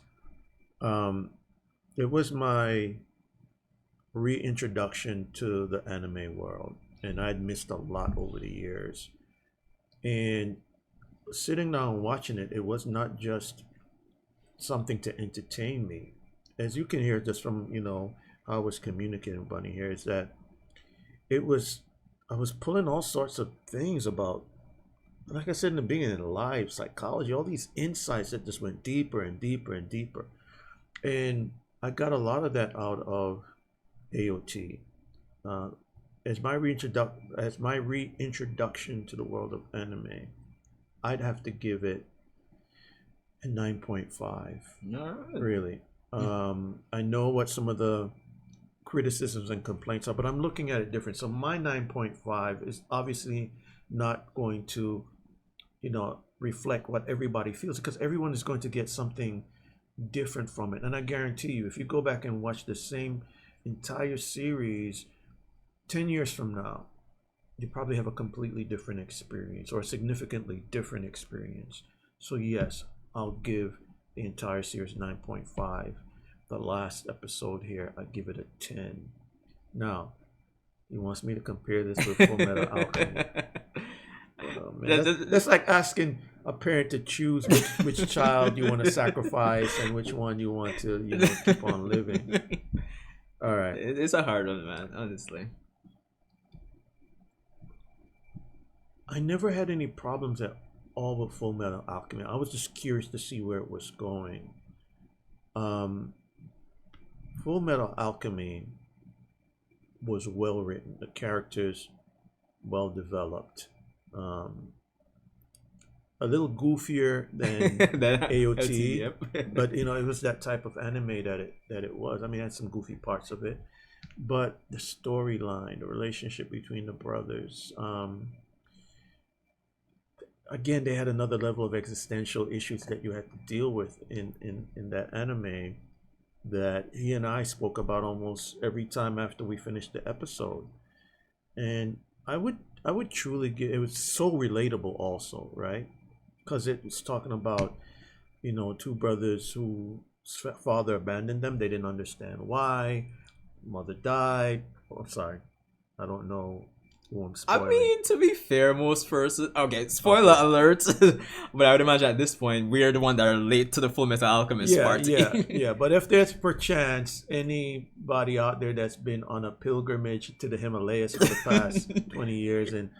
All right. So anyway, just to kind of make the long story short, I'm going to be generous. I'll give it a 10. I give it a 10. It's. I don't want you to think that I just give away 10s liberally like that.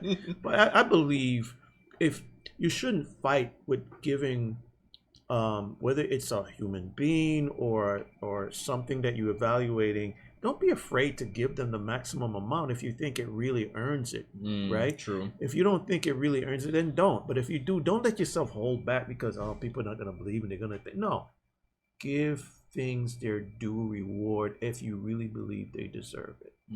Now, could I change my mind later on? Yeah, our opinions evolve. Opinions evolve, but for now, it gets a 10. All right, fair enough. Well, people, I mean, Attack on Titan, as I said, unlike growing up, like throughout university, essentially, because the anime adaptation was started in 2013, again, 10 years of the anime. The manga was started in 2009, so it's 14 years. Attack on Titan, essentially, and I mean, I would have seen persons here and there, watching the anime on campus here and there, but I never really got into it like that. And like I said at the start of the video, is only when I was hearing it was ending, I was like, okay, let me just kind of get into it, and I was like, yo, this is really, really, really good, and it's been quite an experience just getting into Attack on Titan from season 1 to 2 to 3 to 4, the complexity of the characters, the message that Isayama wanted to really convey with human nature, different aspects are different themes of freedom, love. What were the other ones you mentioned? You say you noticed with this episode? Freedom, love. Freedom, love, letting go. Yeah. And I don't remember the other one. Yeah. But the point is, it's been an awesome experience nonetheless. Honestly, and even this last and Purpose of Life. Oh yeah, and Purpose of Life. Okay, cool. And even I know it's been a joke in terms of this last season when it comes on to the final season, part 1, part 2, part 3, part 1, part 3, part 2, and we've had to wait basically a year between each parts. But at this point, with it finally being over, I think we can still joke about that, but I think my honest opinion, I think manga readers that had a problem with the ending, even if they still have a problem, I think they'll feel a bit, if it's even 1 point better about watching this anime adaptation. And I think persons who were anime only, I think there will be a lot of discussion, but at the same time, I don't think anime owners, generally speaking, will have a problem with this ending. So yeah, it's been awesome, man. Attack on Titan, honestly. Yeah. Round of applause to that whole team. Seriously. Yeah, seriously. man. Mappa, Studio Mappa, which studio that did the first 3 seasons? Isayama, amazing story, man. Amazing. I think the only thing we didn't really talk about, or we kind of didn't go in depth with, was the fact of Eren essentially killing his own mother, kind of. But that boy killed his mama. That boy got power hungry and then put himself in a situation where he had to make a difficult choice, by diverting the Titans, away from a very important person who needed to live, because the domino effects that Bertolt shouldn't die because Armin needs the colossal Titan. Right. Yeah. So again, hey, we talked about the difference between probability and determinism, right? Yeah. So he made a decision that ultimately ended up the death of his mother, which he didn't intend, I'm sure. No, but at the same time, it's like... But he couldn't control that. With all the godlike power that he got between the attack time and the founding time, I think the depressing part for him is that he realized he wasn't free. Still. Which leads one to a question about the definition of God then. But we won't go there. We're not going there. That's another discussion. We're not going there. At this point, between our lengthy, the massive godlike Attack on Titan final episode review, which is like 1 hour and 47 minutes, and by the time we add the reaction and intro segments, I'm sure this entire video might be 2.5 hours. So I'll definitely be putting up this video as a YouTube premiere. Even though a stream would be good, but a YouTube premiere, so I'll be interacting with you guys as you're watching. So that's going to be fun and interesting too. Now go take a shower and get something to eat. Yeah, get some food, man. Yeah. We know you're in the same crusty clothes, probably all day waiting in front of here, looking at comments and whatnot. Go take a bath, take a shower, get something to eat. Eat some soup. Let me know what you guys think about having on Ray as a guest for future videos as well, if anything. But you can be as cruel as you want. I'm here for all the smoke. Give it to me.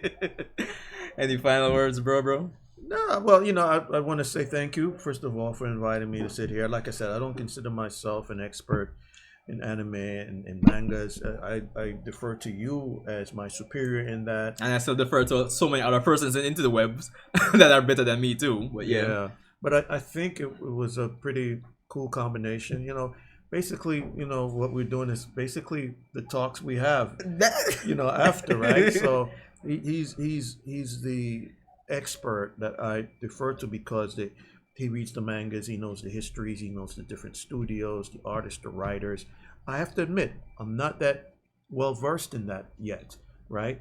But I am with literary criticism and cinema criticism and all those other stuff that we talked about, existential stuff, psychology, sociology, all that other stuff that I see from this. So a great combo, I think. I hope you guys got something from it. This is like outside of a live stream. This is definitely my longest video. Granted, I already expected it to be very long. But I hope if you've made it this far, respect for tuning in. I know not everybody will probably watch it in one go, but if it's even just 10 of you, even though it'd be crazy to just get 10 views for all of this work. That would be pretty pitiful. Yeah, I know, right? But yeah, just thanks for tuning in, guys. Attack on Titan. I'm looking forward to seeing what everybody else is saying. And when it comes on to the end of month subscriber stream, if you guys want to talk it out more about the ending, that's the end of November. So, Sanjay here. Be sure to leave a like, comment, subscribe. And I think we covered everything. So, peace. We still plan to do that reaction to comments across different social media platforms in terms of person who hated the ending. And yeah, I'm game. Alright, we'll see how that goes. Okay, yeah. Anyway, I'll see you guys in the next one. Wait. You gotta dedicate. No, you gotta do it like this. Yeah. Oh, see what I mean? Yeah. That scene with Levi. So I'm stabbing myself basically in the heart. Yeah, dedicate your heart. Right. Alright, so that's it. That scene with Levi was still touching. And Sasha, Potato Girl.